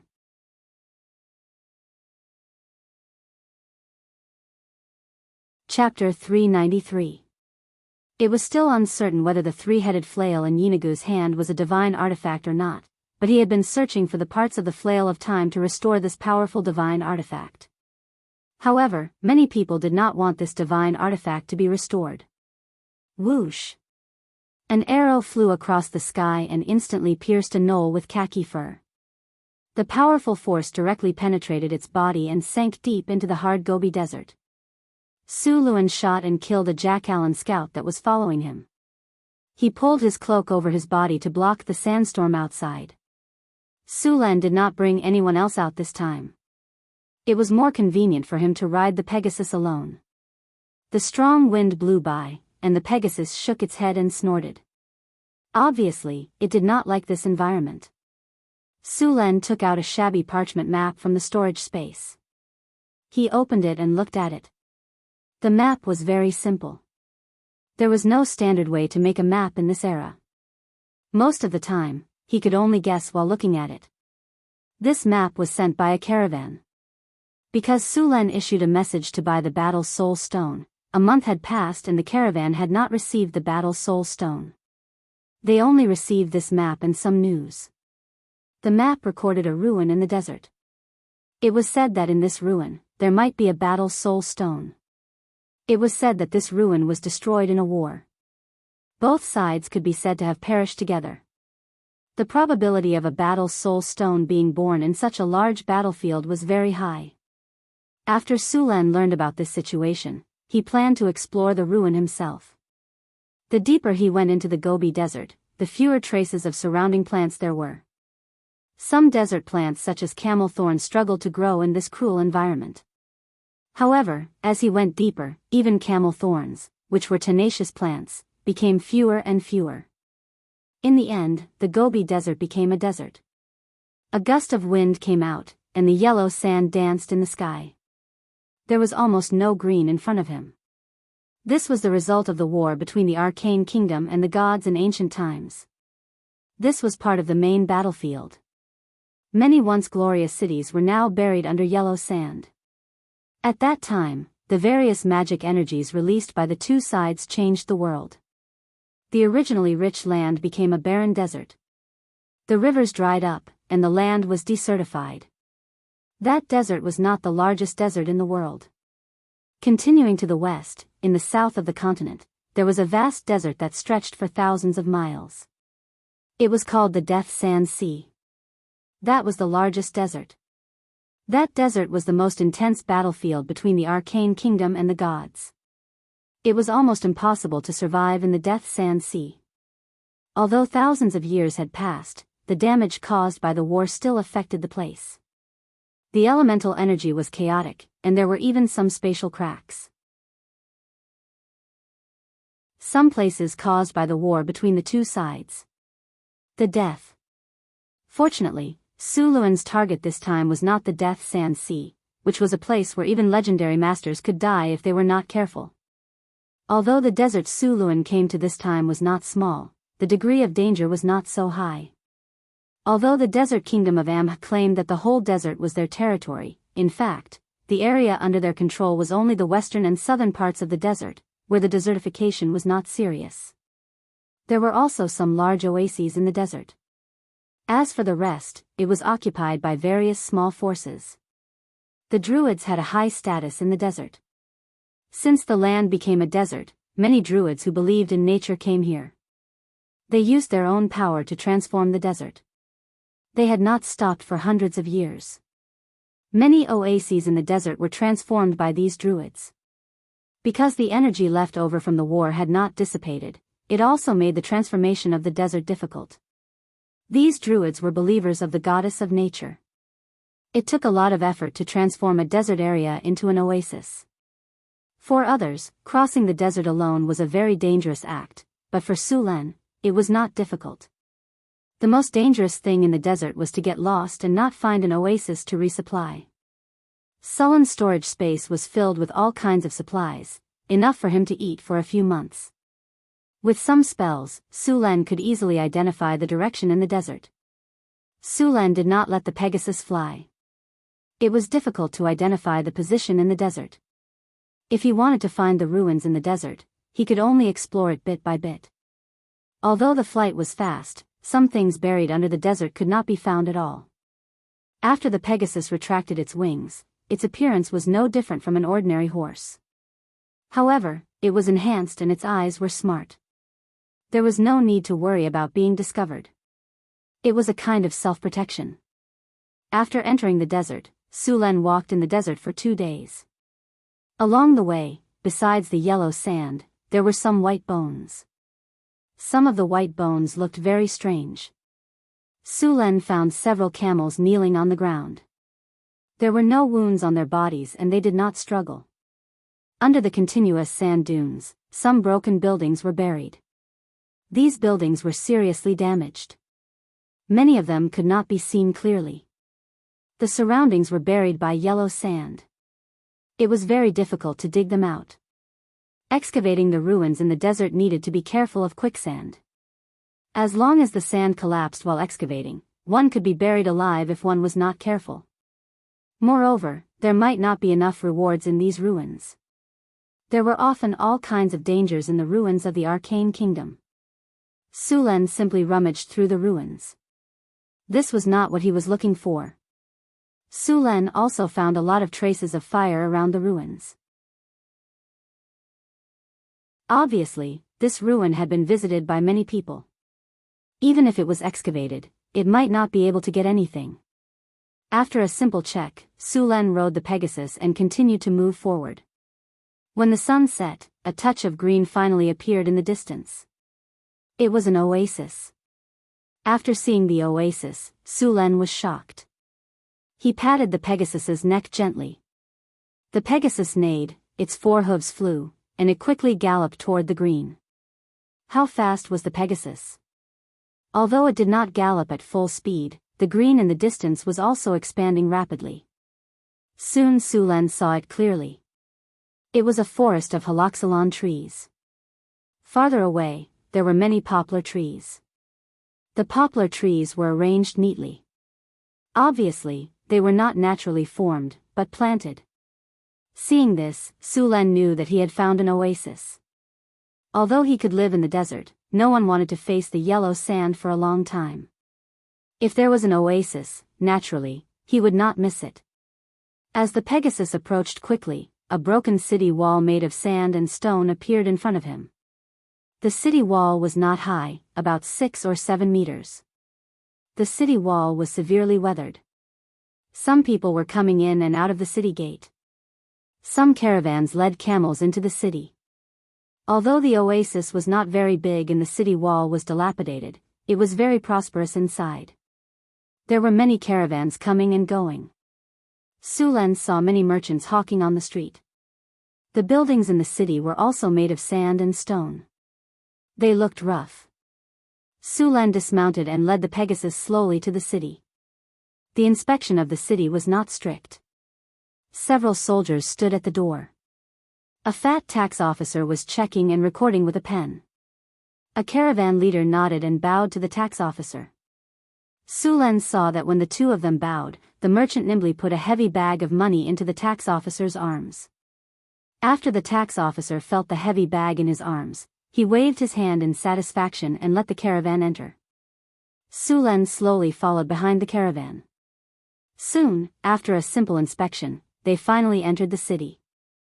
There were people from all over the continent in this city. They were communicating with each other in different accents. Fortunately, Sulen had the ability to understand languages. This was the power given to him by his divinity. With the ability to understand languages, Sulen could communicate with any intelligent creature. In fact, other than understanding languages, there was also a spell called all-night writing. However, this spell was not commonly used. Only wizards could learn it. This spell was often used in ruins exploration. There were too many types of ancient writing. Even wizards could not remember all of them. The most eye-catching things in the city were the domes. The domes looked like big peaches. This was the unique architectural style of the desert area. In the center of the domes, there was a tall metal pointer. In the center of the city was the desert temple. At the top of the temple, there was a golden sun. In the sun, there was a pattern similar to an eye. That was the Church of the Sun God. The clergy of the Sun God had always been an important field of competition among the gods. Almost every divine system would have a god involved in the sun. Every god named Sun God was very powerful. In this world alone, there were 3 gods involved in the sun, the Lord of Dawn, the Lord of Light, and the God of Sky and Sunday. The temple in front of them was the Church of the God of Space and Sun in the desert divine system. This was a powerful god.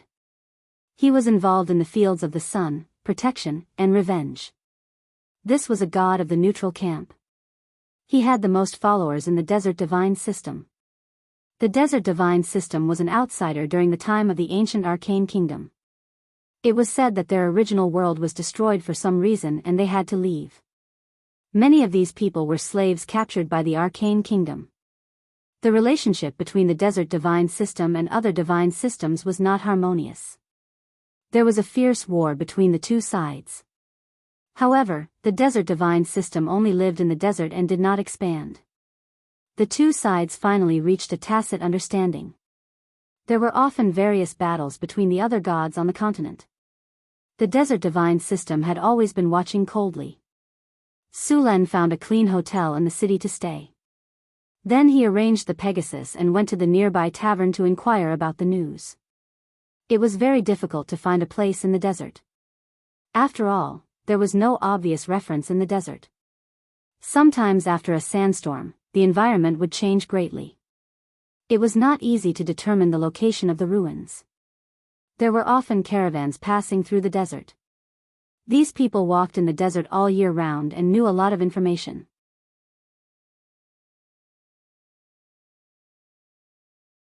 Chapter 394. It wasn't a simple task to excavate relics in the desert. In a desert environment like this, if there weren't any professionals, one would be buried if the sand was dug too deep. Other than a guide, Sulen also needed to hire a group of workers to help him excavate the ruins. This oasis city was called Halta, which meant outpost. It was the first oasis to enter and exit the desert. Caravans and adventurers from all over the world could be seen here. Every year, monks would come here to travel or do ascetic practices. In order to temper their will, many martial monks would deliberately go to some areas with extremely harsh environments to practice on foot. Su Luan saw several bald heads in the city. Most of these monks were wearing old clothes, and their hands were covered with calluses. Although they did not wear heavy armor or weapons, none of them were below grade 3. Most of these monks had made the poverty oath. Many of them wanted to become ascetics, but only a few succeeded in the end. Su Luan walked through the bustling street and wandered alone in the streets and alleys here. His eyes swept around from time to time. Soon he found his target here. It was a tavern. Outside the tavern, a shabby sign was waving in the wind, "Shadow Howl." The tavern was not in a very good location, and the outside was also shabby. A few rats scurried through the garbage next to it. Sulen frowned and walked into the alley. He came to the tavern's door and pushed it open. When the door of the tavern was pushed open, a burst of noise immediately came out. Unlike the outside, the inside of the tavern was very lively. What surprised Su Luan the most was that there were more than a dozen maids in revealing clothes here. The tavern was full. The guests were toasting and drinking loudly. Among these guests, there were mercenaries, dwarves, thieves, and even desert bandits. Su Luan also saw some orcs and barbarians. The maids were like butterflies flying around the tables. From time to time, there would be one or two screams and laughter, followed by a series of curses. There was no need to guess. "A cup of Heart of Flames, please." Sulen sat down on the bar counter and tossed a NAR over. His arrival attracted the attention of some people around him. Sulen didn't look like a mercenary. In a dark corner, a few eyes glanced back and forth at Sulen's clothes and money bag from time to time, judging whether this person was a fat sheep, whether he was strong or not, and whether he was worth their time. In the corner of the tavern, there were several figures hidden in the darkness. They were shadow dancers, an advanced class of rogues. They were proficient in assassination and liked to use curved swords and daggers. They were the best assassins and assassins. As long as they were paid well, there was no one they didn't dare to kill. Of course, daring to kill and being able to kill were two different things. A few fierce-looking desert swordsmen with scars on their faces glanced at Sulen from time to time. This was a profession unique to the desert. They used scimitars, worked with agility, and attacked very quickly. At this time, one of the swordsmen was shaving with a knife. His eyes fell on Sulen's bulging pocket from time to time, and a trace of uncontrollable greed flashed in his eyes from time to time. As soon as Sulen entered the tavern, he felt the malicious gazes around him. Even the human mercenaries were secretly communicating with each other. The Shadow Wailing Tavern belonged to the dark corner of the city. It was said that the tavern was supported by the Shadow Brotherhood. The Shadow Brotherhood was also notorious on the continent. "Your Heart of Flames." A scantily dressed maid put a glass of strong liquor in front of Sulen. She even deliberately sat on his lap with a big, white, and soft peach. The pair of huge breasts in front of her chest almost hid his face. Her eyes were hot and full of provocation. Her small tongue licked her bright red lips as if she was looking at a delicious food. Sulen took the wine glass. He was not interested in this maid. Although this body had a good figure and was beautiful, Sulen, who had been spoiled for a long time, did not like to be with others. Moreover, the strong dark aura showed that this woman was either a vampire or a sucking demoness.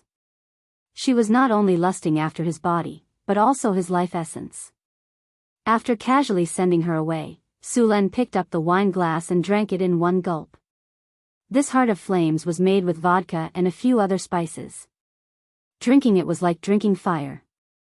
When he put down the glass, he used a little force, and the glass was slightly dented. The bar counter of the tavern was made of iron oak wood. It was tough and sturdy. After seeing Sulen casually use the glass to leave a dent on the table, the people who had been watching him looked away. Although these people in the tavern were not good people, they still had good eyesight. They knew what they were capable of and what kind of enemies they could not provoke. If they did not have good eyesight, they would not have survived. They would have been buried in the endless sandstorm outside the city. I want to ask for some information. Sulen's fingers tapped rhythmically on the bar counter. Sir, what information do you want to ask for? The tavern owner looked at the glass on the table. A hint of fear flashed through his eyes. Have you found any ancient ruins around this city recently? Sulen asked. The tavern owner shook his head. This is the periphery of the desert. There are very few ruins. No new ruins have been found in the past 3 years. Sulen nodded and continued to ask, you should have a map of this desert, right? I want a detailed map of this place. The oases and cities need to be marked on the map. Sure, but the price. The tavern owner heard Sulen's words and made an international gesture. How much? Sulen smiled. If he could solve it with money, then he would solve it with money. The tavern owner gestured with his hand. 50 kinnar. Not only are there oases and cities marked on the map, but there are also some ruins. Sure. Sulen took out a bag and threw it on the bar counter. The sound of metal hitting metal came from the bag. This is the down payment. If I am satisfied with the map, I will give you the rest. The tavern owner reached out and grabbed the bag. He weighed it in his hand. There were at least 20 kinnar inside. The crisp and melodious sound of gold coins colliding attracted the attention of some people around. Their eyes, which had been turned away, once again looked at Sulen, but not as blatantly as before. The tavern owner looked satisfied and put away the bag. He got up and went into the room. After a while, he came out with a piece of parchment. This is the map you asked for. It should meet your requirements. Sulen took the parchment and opened it. All the cities and most of the oases in the desert were marked on the parchment. There were even many ruins marked on it. Sulen compared this map with the strategic map in his system. There were no mistakes. He nodded with satisfaction. The map he bought before only marked the approximate location of the ruins. With this more accurate map, it would be much easier to find the ruins. Not bad. This is your reward. Sulen nodded and put away the map. He threw a bag of money to the tavern owner and got up to leave. Just as Sulen left, a few people quietly followed him. With the map in hand, Sulen didn't need to stay here. He planned to go to the ruins as soon as possible. But before that, he needed to recruit some people. After all, how long would it take for him to excavate the ruins alone? It was easy to hire people in this desert city. Compared to other areas, the people at the bottom of the desert had a harder time. Adventurers Guild. Sulen saw many professionals here. Although the desert was dangerous, there were a lot of ruins buried in it. If they could bring something out of the ruins, they could easily sell it for a good price. Therefore, many adventurers liked to come here. Sir, how may I help you? A young man appeared in front of Sulen. Judging from his clothes, he was the receptionist of the Adventurers Guild. I need to recruit some people. Sulen looked at the receptionist and said. You want to issue a mission? Please come with me. Hearing Sulen's words, the receptionist's eyes lit up. He led Sulen to an office desk. After Sulen sat down, the receptionist smiled and said, Sir, what mission do you want to issue? This is a form. You can fill it out. Sulen took the form and looked at it. Then, he filled it out according to his requirements. After a few minutes, he finished filling out the form and handed it to the receptionist. Exploring ancient ruins? You need 200 people to excavate? You also need an adventurer team. The difficulty of this mission has reached the A level. You need to pay at least 2,000 kinar. Do you agree? The receptionist looked at the form Su Len filled out and said. 2,000 gold nars, huh? Yes. Su Len nodded and said. Since you agree, we will publish the mission information as soon as possible. Please tell us your contact address. If someone takes the mission, we will send someone to inform you. Su Len left 100 kinar as a deposit, then left the address of the hotel. He turned and left the Adventurers Guild. It would take some time to recruit people. Su Len intended to study some maps while he still had time. He now had 2 maps in his hand. Su Len intended to combine these 2 maps with the map in his system to find the exact location of the ruins he was looking for. At the same time, he also had to prepare some tools needed for the exploration of the ruins. Although these underground ruins had been buried for thousands of years, as the ruins left from the era of the Arcane Empire, Su Len would not be careless. The desert environment was harsh, but being buried by sand was also a kind of protection. There were likely to be a lot of mechanisms and traps inside.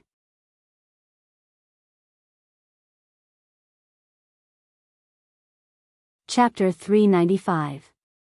After sending off Su Len, the staff member of the Adventurers Union took the mission list to the back of the hall and handed it to a one-eyed man. The one-eyed man glanced at it and asked in a deep voice, "What mission?" "Ruins exploration." Looking at the requirements, it should be a large ruins. The staff member handed over the mission list. "Ha!" The one-eyed man sneered with a hint of mockery in his eyes. "Ancient ruins exploration? If these ruins were so easy to explore, would we leave them to them? Maybe they're strong enough?" The staff member next to him said with a smile. "Then I wish them good luck. Just post it. 2,000 kinar. This is not a small number. We can earn a commission." The one-eyed man shrugged and handed the mission list back. A few minutes later, an important mission appeared on the mission bulletin board. An A-level mercenary mission might not appear in a month, so naturally, it was hung in the most conspicuous place. A-level mercenary mission. Ancient ruins exploration. Recruiting 200 excavators. Recruiting experienced veterans. The minimum reward is 2,000 kinar. The reward is quite generous, but the risk is a bit high. 2,000 kinar. You can take it but not spend it. The mission board quickly attracted everyone's attention, but after seeing that the mission was to explore ancient ruins, many people chose to give up directly. Adventurers and mercenaries who often wandered in the desert knew the risks of exploring ancient ruins. Although the reward was generous, not many people were willing to sign up. There were not many who were sure that they could enter the ancient ruins and come out unscathed. "It looks good. I'm a little short on money now. I can go and talk to him," a rogue hidden in a brown cloak said in a deep voice. 2,000 kinar. A high-level warrior tidied up his armor and got up to check the bulletin board. At noon the next day, Su Len recruited some people. A high-level rogue, a high-level warrior, and a dwarf heavy armored warrior. Including Su Len, there were a total of 4 people. As for wizards and warlocks, there were few spellcasters in the Adventurers Union. Moreover, 2,000 kinar was not attractive to spellcasters, let alone high-level priests and druids. In addition to these 3 people, the 200 workers recruited by Su Len were also recruited.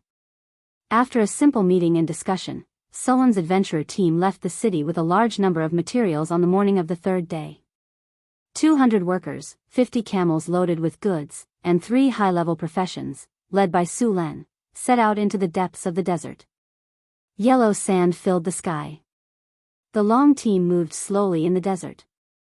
The speed of the team was not fast. The physical fitness of those ordinary people could not be compared with Sullen's at all. In this environment, the consumption of physical strength was very high. The deeper they went into the desert, the stronger the wind and sand. Sometimes, they would encounter terrible sandstorms. The feeling of covering the sky and covering the earth made even Sulen feel scared. Fortunately, there was a strategic map in the system, which found sandstorms in advance, giving them enough time to prepare and successfully avoided sandstorms. Of course, compared to the sandstorm, the quicksand was also very dangerous. The sand looked no different from ordinary sand, but once one stepped on it, they would quickly sink. If there was no rescue in time, they would soon be buried alive in the sand. In order to prevent people from accidentally falling into the quicksand, the workers used ropes to connect the people around them. This way, even if they fell into the quicksand, they would be held back by others. Sulen rode back and forth in the team. 50 camels carried a lot of materials. The weather was hot, and the whole team was very tired. "Captain, the weather is too hot. We need to take a rest." A rogue who was scouting outside came to Sulen's side and said, "I hate sand." Valadin the dwarf said in a muffled voice. He was a mountain dwarf, 53 years old this year. He had strong muscles and liked liquor. Sulen only used half a bottle of vodka to become good friends with him.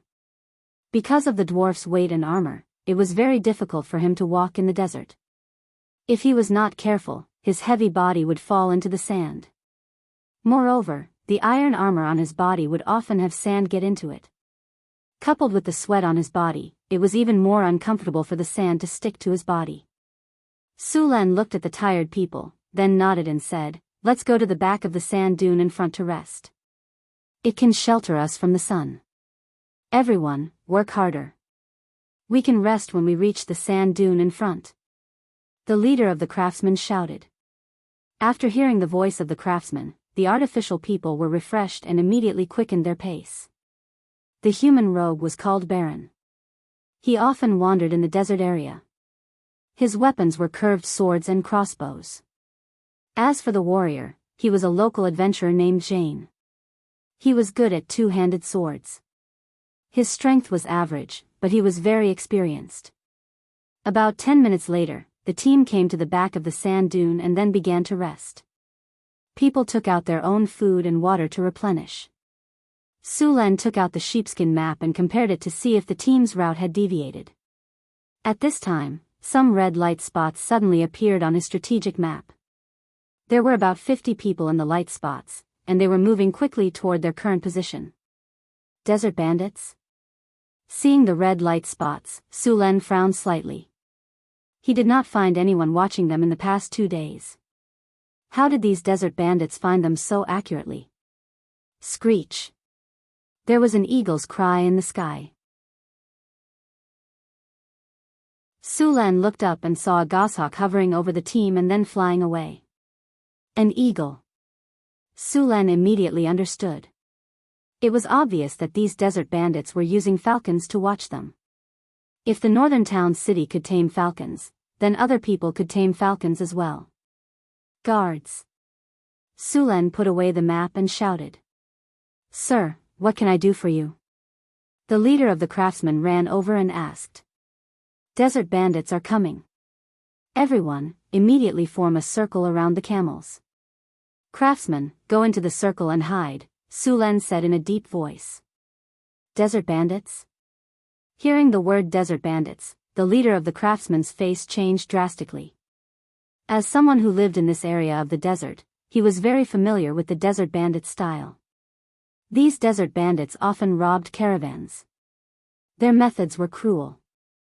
They usually rode fast horses and held scimitars in their hands. Like a whirlwind, they rushed up to kill. Their speed was fast, and they did not leave anyone alive. They also did not negotiate. It could be said that they were notorious. "Get up. Everyone, form a circle around the camels. The desert bandits are coming. Move fast." The team that was resting immediately exploded. One by one, they jumped up from the sand and pulled the camels into a circle. They took out all kinds of bows and spears and were ready to fight. After hearing that the desert bandits were coming, the 3 advanced professionals picked up their weapons and went to Sulen to discuss it. "Should we just run away? The rogue glanced at the workers not far away and said. As an adventurer who often moved around here, he clearly knew the strength of the desert bandits. Although there were only 40 to 50 of them, the weakest among them was still at grade 1. Among them, the leader of the desert bandits was a high-grade professional. There were only 4 of them. Facing so many desert bandits was simply courting death. As for the workers, they basically could not count on them. No need. Sulen shook his head. After seeing their expressions, Sulen continued, when the desert bandits come later, you are responsible for protecting the workers. Leave the rest to me. This. The 3 of them looked at each other. A cloud of dust rose in the distant sky, followed by the rapid sound of horse hooves. Dozens of masked desert bandits quickly approached from the other side of the dune. When they were about 500 or 600 meters away, the desert bandits divided into 2 teams to surround them from the left and right, directly choking off the team's retreat. Kill. The notorious desert bandits did not hesitate at all. Under the command of the desert bandit leader, the rest of the desert bandits waved their scimitars and rushed up. Some of the desert bandits attacked from the side, while the others took out their bows and arrows to shoot. After walking in the desert for so long, I can finally move my body. Speed looked at the desert bandits rushing up and moved his shoulders. Then, he tapped the horse's abdomen and the Pegasus instantly accelerated. The storm halberd also appeared in his hand at this moment. He's crazy. Seeing Sulen rushing directly to dozens of desert bandits, the other 3 advanced professionals' faces changed greatly. The speed of the Pegasus was amazing. In just a few breaths, Sulen was about to meet the desert bandits. The arrows shot by the desert bandits were directly left behind. Clang! Accompanied by the sound of metal clashing, Sulen waved his storm halberd and instantly cut off the head of a desert bandit. Even the scimitar in his hand was broken into 2 pieces. The Pegasus' speed did not decrease at all. Sulen waved his storm halberd and rushed forward. In an instant, the halberd swept across. Accompanied by the whine of the horse and the sound of metal clashing, all the desert bandits who alternated with Sulen were cut down one by one. Storm. Sulen waved his hands and the storm halberd was like a wheel. The power of thunder and storm on the storm halberd also burst out. Streams of chi were like sword chi, instantly killing the 4 desert bandits around him. Then, the halberd was waved again and again. Light blades flew out and directly killed the desert bandits in the distance. Quick, shoot the arrows, kill him.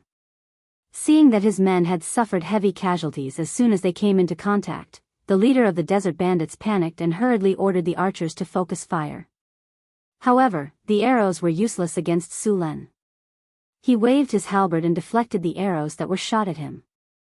The Pegasus accelerated again and directly dodged the sound of the rain of arrows. Then, it quickly rushed to the remaining desert bandits. Seeing that the arrows were useless, the remaining desert bandits quickly threw down their bows and grabbed their scimitars, ready to attack.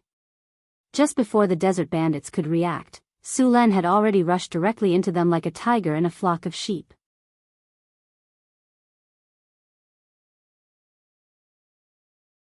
Chapter 396. Clang. Clang. Blood splattered everywhere, and the sound of metal clashing continued. Sulen rushed into the group of desert bandits like a hot knife through butter. One enemy after another was beheaded. Sulen quickly brandished his storm war halberd like a reaper. Every move he made would take the life of an enemy. None of the dead bodies were intact. Wherever he passed, there were broken limbs everywhere on the ground. This bloody and cruel scene made even the desert bandits, who killed without blinking, feel scared. Some of them even turned their horses and fled when they saw Sulen rushing up like a killing god. But how could Sulen let go of these bandits who robbed him? He waved the storm war halberd and 3 crescent-shaped light blades flashing with thunder flew out in an instant. Half Moon/X3. The speed of the light blade was very fast, and 100 meters was covered in the blink of an eye. The light blade drew a straight line in the sand and instantly hit the desert bandit who was running away. The bandit was cut in half along with his horse before he could react. The remaining 2 light blades directly swept through the gathered desert bandits. Wherever the 2 light blades passed, all the desert bandits in front of them were all cut in half. In the blink of an eye, the light blades swept through the desert bandits like plowing through a hole in a courtyard. Seeing the tragic death of their companions, the rest of the desert bandits could no longer bear the pressure. They screamed and fled in all directions. But it was too late. The Pegasus was like a bolt of lightning, leaving a phantom on the sand dunes. It caught up with the desert bandits in a breath and was easily harvested by Su Luan. More than 50 bandits were finally killed by Su Len. Only 2 bandits who Su Len deliberately left behind for interrogation survived. Swoosh! The storm war halberd pierced the 2 bandits' thighs into the sand between them. The 2 bandits who had already become frightened could not help but tremble. A fishy smell wafted over. Do you want to live? Su Len looked at the 2 bandits and revealed his white teeth. But in the eyes of the 2 bandits, this was simply the smile of the devil. Yes. The 2 bandits nodded repeatedly. Then tell me the location of your desert bandits' lair and where the treasures that you have plundered are. I, Johnson, will spare your pathetic lives. Don't even think about lying to me. I'll make you guys talk separately. If I get a different answer, then I'll let him have a taste of what it's like to live a life worse than death. Su Len smiled at the 2 desert bandits and pretended to say casually, I wonder how this desert weather would be for drying dried meat. Which one of you is willing to give it a try? Sir, I'll tell you. I know where Varfa hid the treasure, please let me go, sir, don't listen to me. I'm Vir Fa's confidant. I know all of Vir Fa's treasures. Please believe me, in order to survive, the 2 desert bandits scrambled to tell Su Len the location of their nest and their treasures. Su Len smiled as he lifted one of the desert bandits and asked him to tell him everything he knew. Then, he used the same method to make the other desert bandit tell him everything he knew. After confirming that there were no mistakes, Su Len brought the 2 desert bandits back. At this time, the 3 high-grade professionals had already ordered the workers to clean up the battlefield. All the war horses and weapons had been collected. Other than the dead and injured horses, there were still 32 horses that were intact. After the battle just now, whether it was those craftsmen or the other 3 senior professions, they all looked at Su Luan with awe in their eyes. Even the loud-mouthed Valadin became more careful when he spoke. I've found the location of the bandits' nest. It's not far from here. I'm going to make a trip there, Su Len said to the 3 of them. The others naturally had no objections to this. Then Su Luan asked the 2 desert bandits to take the crowd to the nest of the desert bandits, which was about 30 kilometers away in a straight line. It was a very small oasis. Although it was called an oasis, it was actually a gathering place. There were only a few houses made of khaki-colored rocks in the yellow sand. After entering the room, Su Len was surprised to find that the space inside was very large. It looked like an ancient ruin, but the ruin was severely damaged. Only the underground hall in front of him was left. The temperature of the underground hall was comfortable. There was also a well and an underground river flowing through the well, so there was no shortage of water. This place could be said to be very hidden. As long as the hole was blocked, no one would be able to find it. As long as there was enough food, the desert bandits could live here for a few months. Seeing that there was a water source here, the whole team became excited. They had been walking in the desert for 2 days. When they saw a large amount of water, they immediately ran over to drink and refilled their water bags. After arriving at the nest of the desert bandits, Su Len asked the 2 desert bandits to dig out the treasures they had hidden here. Soon, a pile of gold, silver, and jewelry was piled up in front of them. After looking at it, although there was a lot of gold, silver, and jewelry in front of them, Su Len estimated that it was worth at most 5,000 to 6,000 kinnar. He did not believe that these notorious desert bandits only had so much treasure. Looks like you won't cry until you see the coffin. The storm war halberd stabbed into the ground. The hard ground instantly cracked like a spider web. The 2 desert bandits were so frightened that they quickly knelt and kowtowed to beg for mercy. Sir, this is really all the treasure. We didn't hide a single kinnur. Sir, please spare us. We've already dug out all the treasures. All the treasures? Sulen snorted coldly. He reached out and lifted one of the desert bandits up. All the treasures? As far as I know, you've been here for at least 10 years. 10 years, this is all you've taken? Sir, please spare us. This is really all we have. The rest was given to the nobles in Halta. The goods we robbed were sold to them. The nobles took half of it, and the rest was used to buy food and weapons. Sulen casually threw the bandit to the ground. He knew that these desert bandits were not lying. Caravans would not carry large amounts of gold, silver, and jewelry for trade.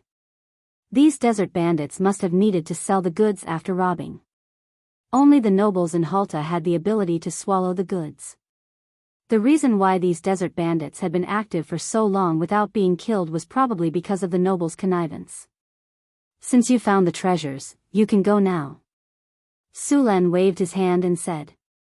The two desert bandits' eyes flashed with surprise. They then turned and ran out. However, just as they ran less than 10 meters, 2 arrows flew out in an instant and hit them in the middle of their backs. You. One of the bandits' body instantly stiffened. He looked at Sulen with eyes full of hatred, then his body went limp and fell to the ground. What are you looking at? It was Johnson who killed you. What does it have to do with me, Sulen? Sulen casually put away the bow and arrow, then put the pile of gold, silver, and jewelry in front of him into his storage space. 5 or 6,000 kinnur was enough for him to pay the commission this time. After a night's rest in the bandit's nest, the team set off for the desert ruins again the next morning. But this time, there were no more desert bandits. After 2 days, Sulen and the others finally arrived at their destination. There was a landmark here, an obelisk. The obelisk was about 30 meters tall, with a large number of patterns, pictures, and words carved on it. However, the obelisk in front of them was broken. The pictures and words on it had been eroded by the wind and sand. This is it. Sulen looked at the map and compared it with the surrounding environment. He said in a low voice, "Tell the workers to set up camp and get ready to work." Under Sulen's orders, part of the workers set up camp, and the other part began to clean up the sand in the ruins. The ruins had been buried for thousands of years. Sulen did not know the door to the ruins, so he could only clean up the surroundings. The workers took out all kinds of attacks and began to clean up the sand. Because there were 50 camels and more than 30 horses, the cleaning work went smoothly. Be careful, pay attention to the reinforcement. I don't want to be buried in the ruins. The 200 workers began to get busy. It was not easy to find the entrance to the ruins. Fortunately, the leader of the craftsmen was very experienced in excavating these ancient ruins. He knew that there were a few locations in these ruins that had a high probability of being the entrance. The workers began to dig at these locations. Excavating the ruins was not a simple job. Because this was a desert area, if they wanted to dig a passage, they had to clean up all the surrounding sand. Otherwise, the sand would continue to slide down and block the passage. Sulen supervised the workers for a while, then let the others supervise them. He rode his Pegasus and began to wander around the ruins to see if there were any abnormalities. He did not want to spend so much effort to dig out the ruins, only to be picked up by someone else. The sky gradually darkened and the bonfire rose. The workers who had been digging for the whole day returned to the camp to rest and eat. Sulen also rode his Pegasus back to the camp. There were no traces of other people around the ruins. It seemed that after he exterminated the desert bandits, those spies had left. However, Sulen was not careless. After dinner, the workers who had worked hard for the whole day returned to their tents to sleep. Sulen and the other 3 professionals took turns to keep watch. The temperature of the desert at night was very low, and from time to time, there would be gusts of wind blowing by. Lying by the bonfire, he looked up at the starry sky.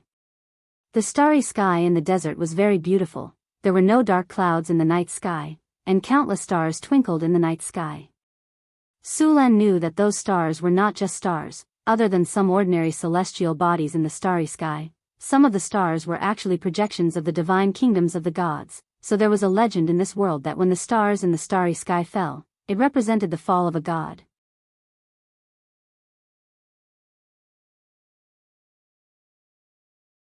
Chapter 397. After eating sand for half the night, it was Bane's and Jane's turn to keep watch. The two sat in front of the campfire, drinking and chatting. Sulan glanced at them and went back to his tent to rest. The night passed quickly. The next day, as soon as the sun rose, the workers were already called to work. The temperature in the desert was very high.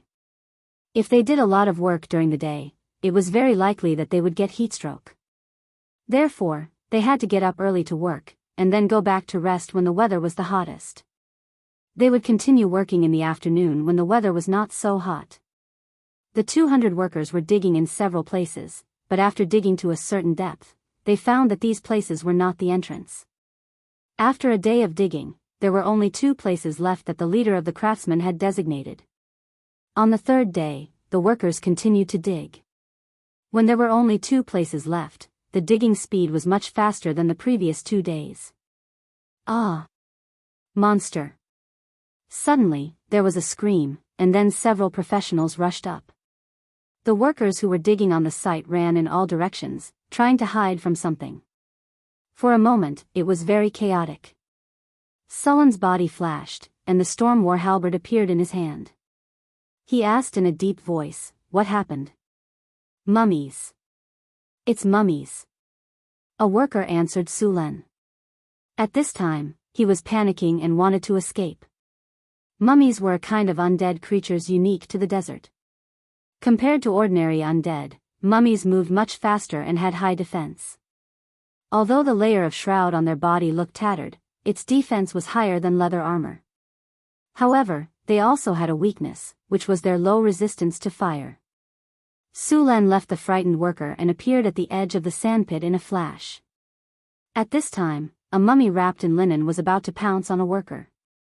This mummy was still relatively intact, but now its body had completely withered and decayed. The skin exposed under the linen cloth was black and surrounded by a foul stench. The bandages wrapped around its body were yellowed, and the shriveled skin clung tightly to its body. Its bloody mouth was wide open, and there were sharp black nails on its fingers. At first glance, one could tell that it was highly toxic. Sulan jumped and appeared next to the mummy in an instant. He kicked the mummy away. Looking at the mummy, Sulan frowned slightly. The kick just now gave him a strange feeling. It was like kicking a hard stone. Bang! The sound of a violent collision was heard. The mummy that was sent flying crashed into the sand, but it did not cause any damage. In the next second, the mummy quickly flipped over. These mummies' shriveled bodies contained an astonishing amount of strength.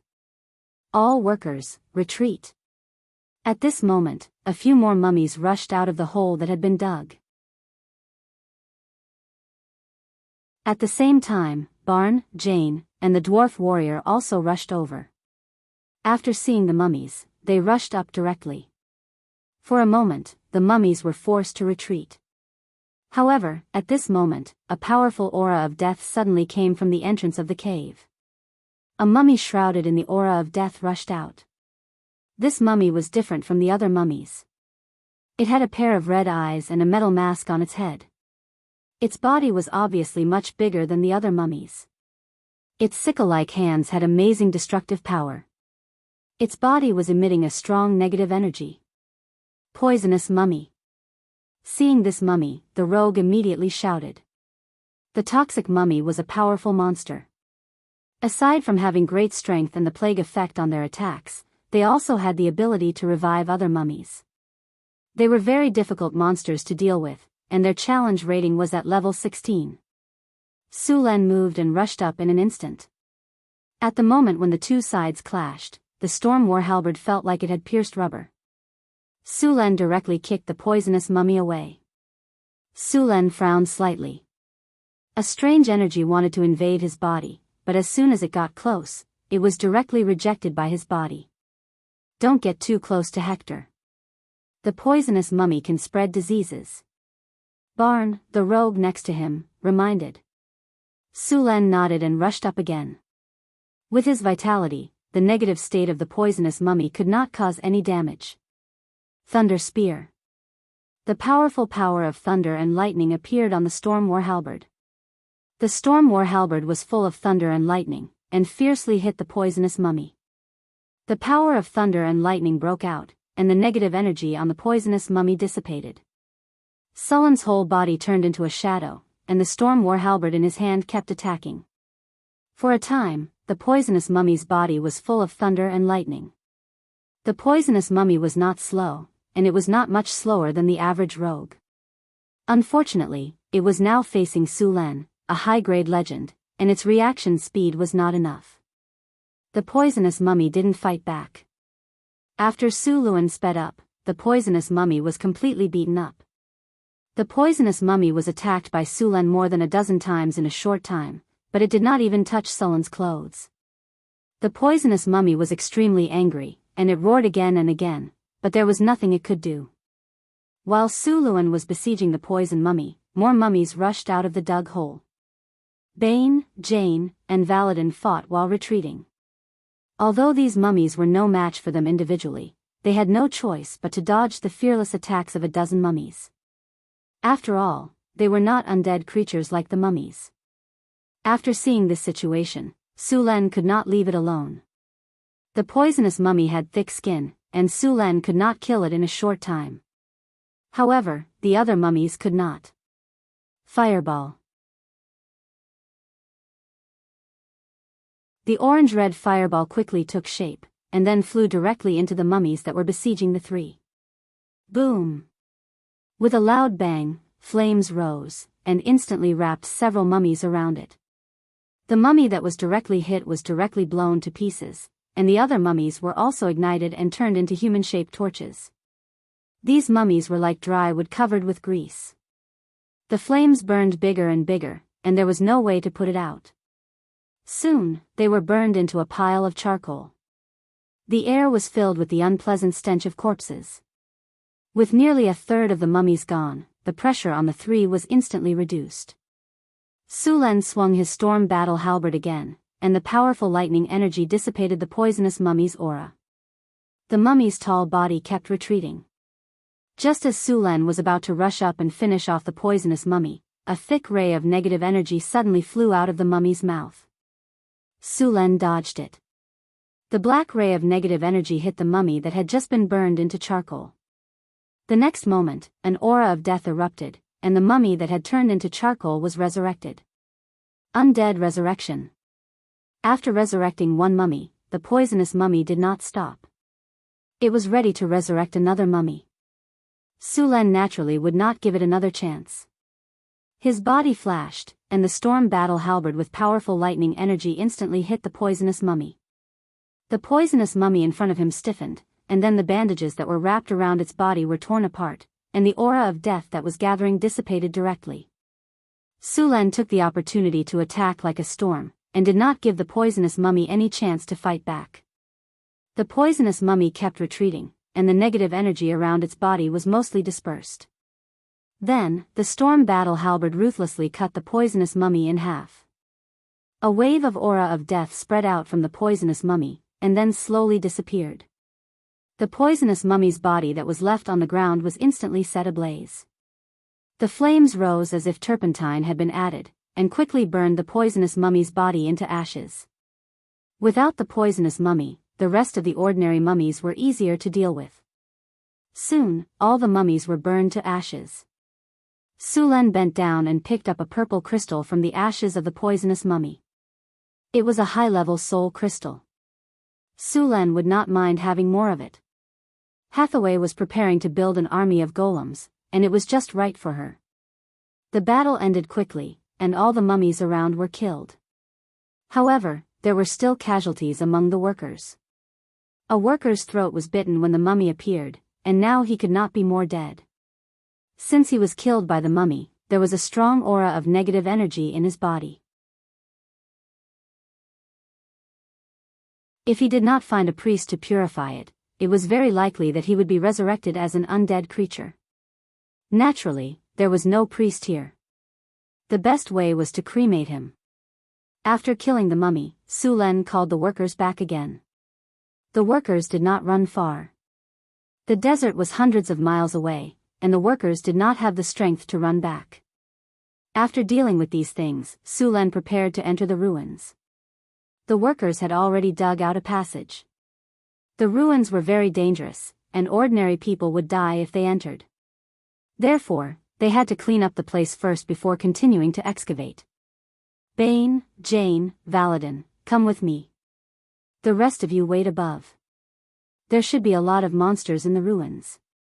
Let's go down and clean them up.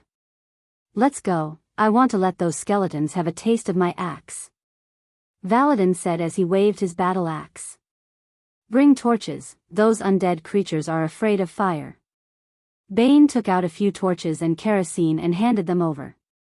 We should be the first group to enter the ruins. There should be a lot of good stuff in there. Jane said excitedly. Those who dared to take the risk to explore the ruins were basically here for the treasure. According to the usual practice, the treasures found in the ruins would be divided. Sulen could take a little more, and the others, including the workers, would get a share. It was just that some people had more than others. Be careful when you go down. Don't get yourself into trouble before you earn any money. When the time comes, even if I want to share the treasure with you, you have to be able to get it. Sulen said in a deep voice.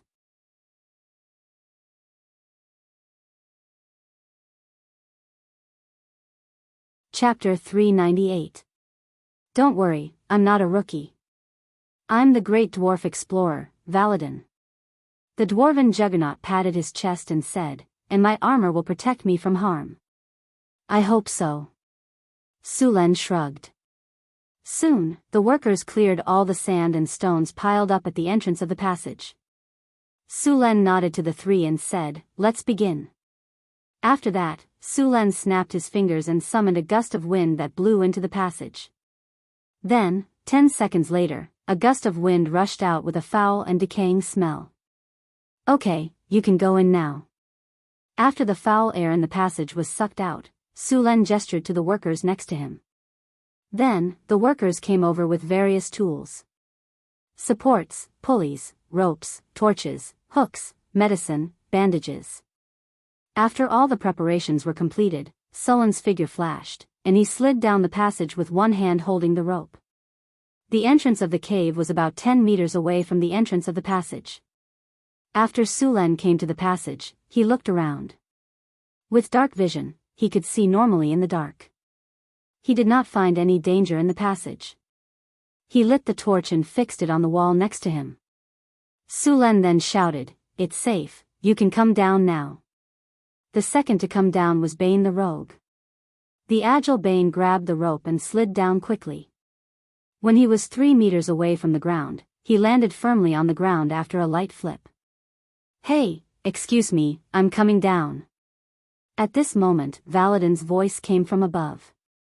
Bane took 2 steps back and said, "Okay, you can come down now." As soon as his voice fell, a black shadow fell from above. Whoosh! Duung! The dwarven juggernaut landed with a dull thud. "Damn it, I hate falling." The dwarf in heavy armor shook his head, then grabbed his battle axe and stood up from the ground. His heavy armor was at least 50 pounds. An ordinary person would not be able to withstand such a height. "Buddy, you should be gentle. This is the ruins. Don't wake those guys up," Bane reminded him. However, Valadin wasn't too bothered. "Don't worry. If those skeletons dare to wake up, my axe won't mind killing them again." Soon, Jane also came down from above, and all 4 of them were present. Next, the few of them walked into the depths of the passage with torches in hand. There were many well-preserved murals on the walls on both sides of the passage, which recorded the construction of the city ruins. In the corner of the passage, there were many bottles and jars. Valadin seemed to be interested in those jars. He opened them and took a look, only to find that the contents had long rotted, leaving only a pile of black stuff. At this moment, Su-Len suddenly heard a rustling sound, like the sound of leaves being dragged on the ground by the wind. Stop. Something's happening. Su-Len reminded him immediately. The other three immediately moved closer to the center and stared at their surroundings without blinking. However, after a few seconds, they did not discover any enemies. Boss, did you hear wrongly? There are no enemies here. Valadin looked for a long time, but no enemies appeared. Sullen's expression was serious. He didn't let down his guard because of Valadin's words. They're here. At this moment, along with a rustling sound, small mounds of dirt suddenly rose from the ground. In the next second, countless sinister-looking insects with black carapaces rushed out from the sand like a tide. It's the sacred death beetles. Damn it, run. Valadin hates insects. Tens of thousands of strange insects rushed over like a tide. Bane, Jane, and Valadin felt their scalps go numb as they quickly ran back. Use fire. Su-Len raised his hand and threw a bottle of kerosene. The bottle shattered and the kerosene instantly ignited. The surrounding sacred death beetles were immediately engulfed in flames. Yes, use fire. The three of them immediately reacted. They grabbed the kerosene and threw it over.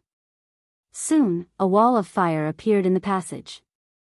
The temperature of the wall of fire was very high, but the sacred death beetles didn't have the slightest fear. They directly rushed into the fire. Soon, a series of crackling sounds came from the flames. At the same time, the sacred death beetles also attacked from the walls and ceiling. Although the wall of fire was very big, there were too many sacred death beetles. There were still many sacred death beetles that rushed through the flames. The few of them hurriedly killed the sacred death beetles. However, at this moment, the ground behind them bulged and countless black sacred death beetles rushed over like a tide. Behind. There are also insects behind us. Valadin, who was using his axe to hit the gophers, to hit the insects, turned around and almost dropped his axe as he shouted in fear. It's over.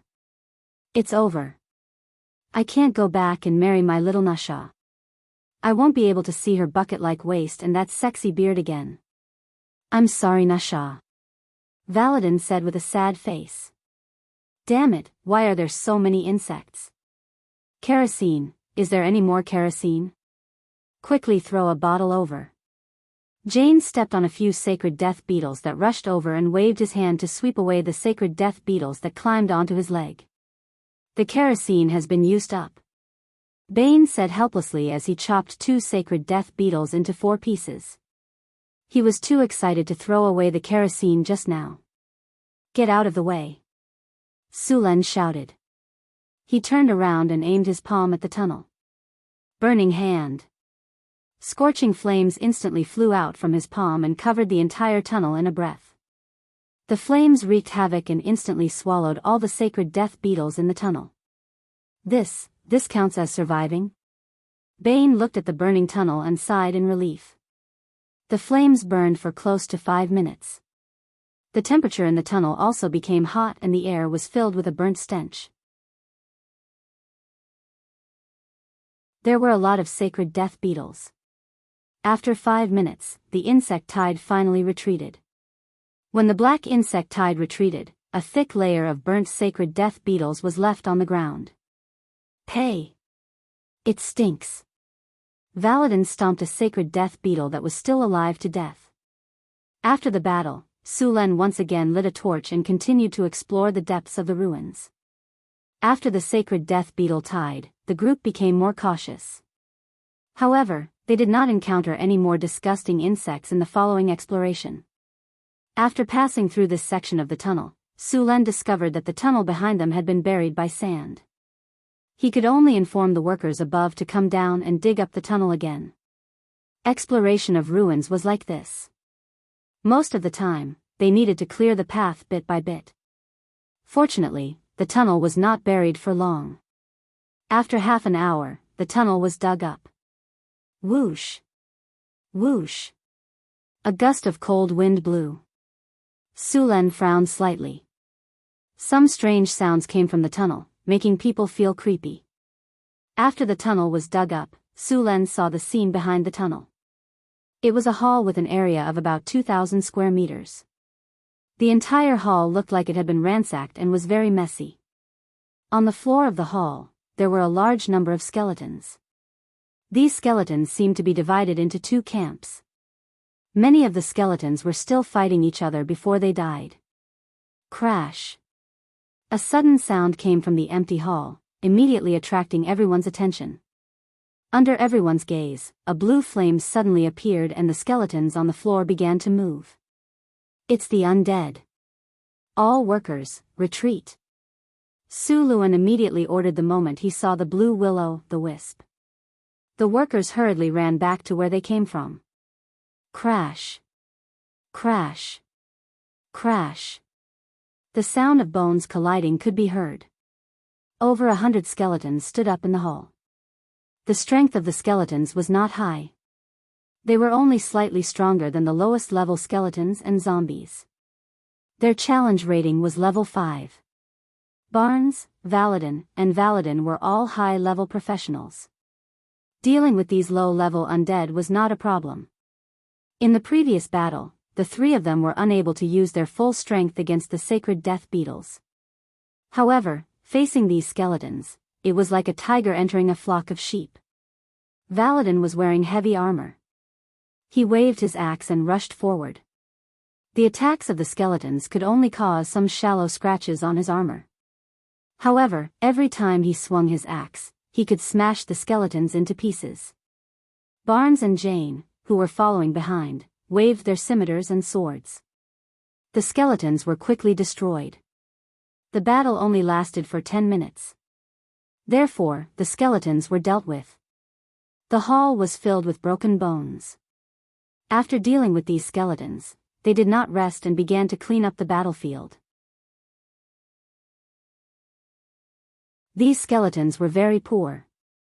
In addition to some broken weapons, they only had some low-level soul crystals. The quality of these soul crystals was very poor and their value was very low. What a bunch of poor bastards. Jane, who was on the side, picked up a soul crystal and cursed. This hall is a side hall. Look around and see if there are any passages that lead to other places. Su Len said as he looked around the hall. Soon, they found a closed stone door. Rogue Barnes looked in front of the stone door for a long time and finally found the opening mechanism of the stone door. He pressed the mechanism, but the stone door did not move. It should be broken. Barnes said awkwardly. Let me do it. Su Len took a step forward. A light flashed and instantly hit the stone door in front of him. In the next second, the heavy stone door turned into a pile of soft soil and slid down. After entering the stone door, a small room appeared in front of them. There were a few skeletons inside and some gold items scattered around the room. Seeing these items, the three of them were very excited. Fortunately, they remembered that Su Len was the captain. Although they were envious, they did not make a move. Clean it up. We'll distribute it when we get out. Su Len was not very interested in these things. These gold items had been buried in the ruins for thousands of years. Many of them were shrouded in negative energy. Normal people who came in contact with them might get sick. They needed to find a priest to dispel the negative energy or let them be exposed to the sun for a period of time.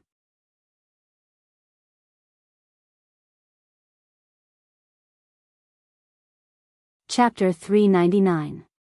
Many people explored the ruins and got a lot of treasures. As a result, not long after they came back, they were seriously ill or even died of illness. Then there was a saying that the things in the ruins were cursed, and those people died because of the curse. This saying made some sense. Some items in the ruins did carry curses, but most of them were funeral goods. Most of them were found by Su Len and the others. Because they had been stored in this environment for a long time, they were contaminated with some negative energy. As long as they were removed, they would be fine. These negative energy auras were actually not strong. They could only make ordinary people sick. For professions, they would at most feel some discomfort. Very quickly, the few of them packed up all of these things. After checking that they did not miss anything, they continued to search in the ruins. The area of the hall was not big. Since they found some hidden rooms again, they got a lot of things after opening them. After a few times, they were very satisfied with these gains. But what made Su Len unhappy was that he did not find the battle soul stone he wanted here. "There's a passage here," Ban the Wanderer shouted. Surin hurriedly took the others and rushed over. The mechanism of the passage discovered by Bane was still intact. At this time, he had already reactivated it. The group carefully moved forward along the passage. As they continued to move forward, they quickly approached a relatively intact building. There were even some moss-like plants here. There were even a few weak magic lamps on the surrounding walls, but because they had not been maintained for thousands of years, these magic lamps had become mottled. It seemed that they would be damaged with a touch. There were also some broken magic crystals around. They were used to transmit energy. They did not expect that after thousands of years, they were still working. Intruder found. Intruder found. Activate magic energy construct 3. Start charging backup energy. Implement level 1 alert defense plan. As soon as they entered, a cold mechanical voice came from the surroundings. In the next second, a rumbling sound rang out, followed by the sound of heavy footsteps. A 3-meter-tall magic golem made of silver metal walked out. The golem puppet's body was smooth, and the silver metal was very smooth. The whole golem looked like it was made of technology by Su Len. "Be careful, everyone.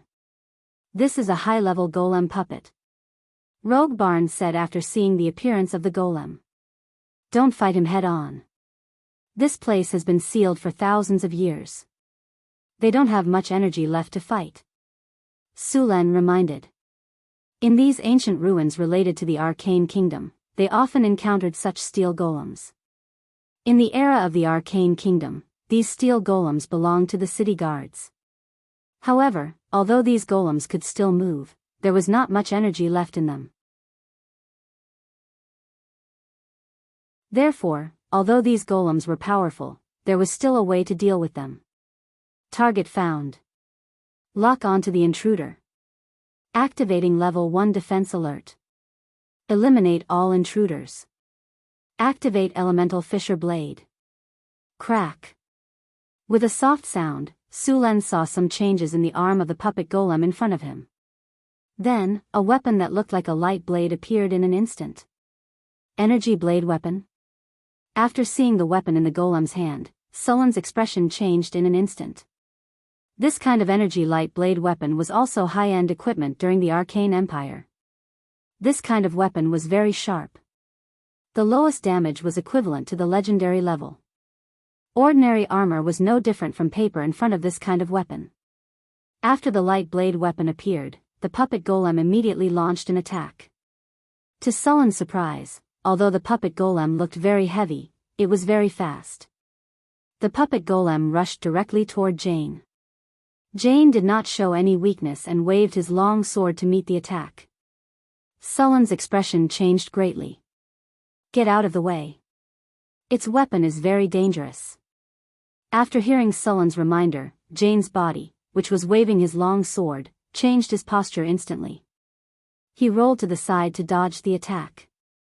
The light blade quickly passed over his head, and a scratch appeared on the hard ground as if it was cutting tofu. Jane, who had escaped the attack, looked back and felt a chill on his back. If he had not dodged just now, he would have been cut in half along with his sword. Su Len waved the storm halberd and rushed up. Clang! The harsh sound of metal colliding rang out, and the storm halberd drew a string of sparks on the puppet golem. Bane's figure also moved, and his body flashed to the side to launch an attack. The dwarven juggernaut also reacted quickly. He was the closest to Bane. When the golem attacked Bane, he charged and waved his battle axe at the golem's thigh. It was not that he did not want to attack other places, but that he could not reach it. Bang! A heavy impact sounded. Sullen's attack did not have a good result. It only left some traces on the puppet golem. Chop! The light blade swept and cut directly at Sullen's waist. It was so fast that there was no time to dodge. Sullen's storm halberd swept, and the light blade and the halberd collided. A huge force came from the halberd, and Sulen used the force to gently retreat. The light blade flickered slightly twice, and then returned to normal. Sulen exerted force on his feet and rushed up again in a flash. The storm halberd carried a powerful force of thunder and lightning and stabbed at the puppet golem. The golem puppet turned around, aimed its light blade at Suluan, and slashed directly at the enemy's waist. Clang! Clang! Clang! The storm halberd and the light blade kept colliding, and every time a loud sound rang in everyone's ears. Sullen's expression became more and more dignified. The golem statue's strength was in no way inferior to Suluan's. After unleashing a series of attacks, Suluan's figure was forced to retreat again and again. The floor beneath his feet cracked, but it was not as if he had gained nothing. One wound after another appeared on the golem statue's body. Even the blade of light had clearly dimmed. Thunder domain. A powerful force burst out from Sullen's body in an instant, and then he roared to the sky. Sullen's muscles swelled as if they were inflated with air. Accompanied by the crackling sound of bones, streaks of lightning appeared around him. The light blade slashed again, and Sullen's storm halberd instantly blocked the light blade. At the same time, the halberd deflected, and with a sweep, the sharp halberd directly slashed the puppet golem's arm joint. The harsh sound of metal rubbing against each other rang out, and a serious gap appeared at the puppet golem's joint. Just as Sulen and the puppet golem were entangled, the others took the opportunity to attack the puppet golem's leg joints. These experienced adventurers had their own way of dealing with the golems in the ruins. Although the puppet golem's defense was very strong, it would still cause serious damage in the face of continuous attacks on the same part. Beep! Beep! Beep! Elemental Fissure Light Blade insufficient energy. Turn off Elemental Fissure Light Blade. Magic Construct Guardian, switch to combat mode. Just as Sulen and the puppet golem were fighting fiercely, the light blade in the puppet golem's hand flickered a few times and disappeared. Then the puppet golem's arm began to move quickly, and the steel quickly changed. In just a breath, the light blade in the puppet golem's hand transformed into a metal greatsword. Chop! Whirling slash. After the transformation, the puppet golem's greatsword swept across, directly sweeping away the dwarven juggernaut who could not dodge in time. The magic steel greatsword cut Valadin's body, and sparks flew everywhere. Valadin's body was like a baseball that had been hit, and he flew out in an instant. Even the fine dwarven heavy armor on his body was torn open. If his armor was not strong enough, Valadin would have been directly cut in two. Fortunately, it was the dwarven juggernaut. If it were Barnes or Jane, they would have been seriously injured. It could be said that they were not the main targets of the puppet golem's attack. Otherwise, even 3 high-grade professions would have been easily hammered by it. If the puppet golem in front of him was in its complete state, it was basically similar to a Gundam. It even had energy weapons. Even if it had some long-range energy attacks or energy shields, he would not be surprised. Fortunately, this ruin had been buried for too long, no one maintained it, and there was a lack of energy. Otherwise, the puppet golem's combat power would be even more powerful. Clang! The puppet golem slashed at Jane. Jane's face changed. He held the long sword in both hands horizontally, trying to block the puppet golem's attack. There was a harsh sound of metal colliding, and Jane was sent flying with his weapon. The fine steel longsword in his hand was bent 90 degrees. Jane's chest was hit hard, and the chain mail on his body cracked. His body smashed into the wall like a mural, and then slid down. If it were not for his heaving chest, Sulen would have thought that he was dead. The storm war halberd swept across, and the sound of metal clashing was heard. Deep scratches appeared on the puppet golem. The alloy craftsmanship of the Arcane Empire was very strong. This high-level puppet golem made Su Len feel like he was fighting a Gundam. After the puppet golem was enchanted with special craftsmanship, its physical and magical defense was very high, and it was immune to most negative states. It could be said that it was very difficult to deal with. In fact, in the face of this situation, heavy weapons caused relatively higher damage. Su Len dodged sideways, and with a turn of his feet, he had already circled to the side of the puppet golem. The Storm War halberd in his hand turned with one hand and slashed hard at the puppet golem's knee joint. After dozens of heavy blows, the metal at the puppet golem's knee joint finally could not bear and was torn open by the Storm War halberd. Seeing this situation, Su Len would not miss the opportunity. In an instant, the Storm War halberd was brandished into dozens of light shadows, constantly attacking the puppet golem's knee joint. Clang! Clang! Clang! Clang! Clang! Clang! Clang! Clang! The puppet golem's knee joint was completely broken. Its body shook involuntarily, and its movement speed was greatly reduced. You're tuning into the Romantic Tales YouTube channel. Don't forget to subscribe and join us on this journey to catch the most captivating stories.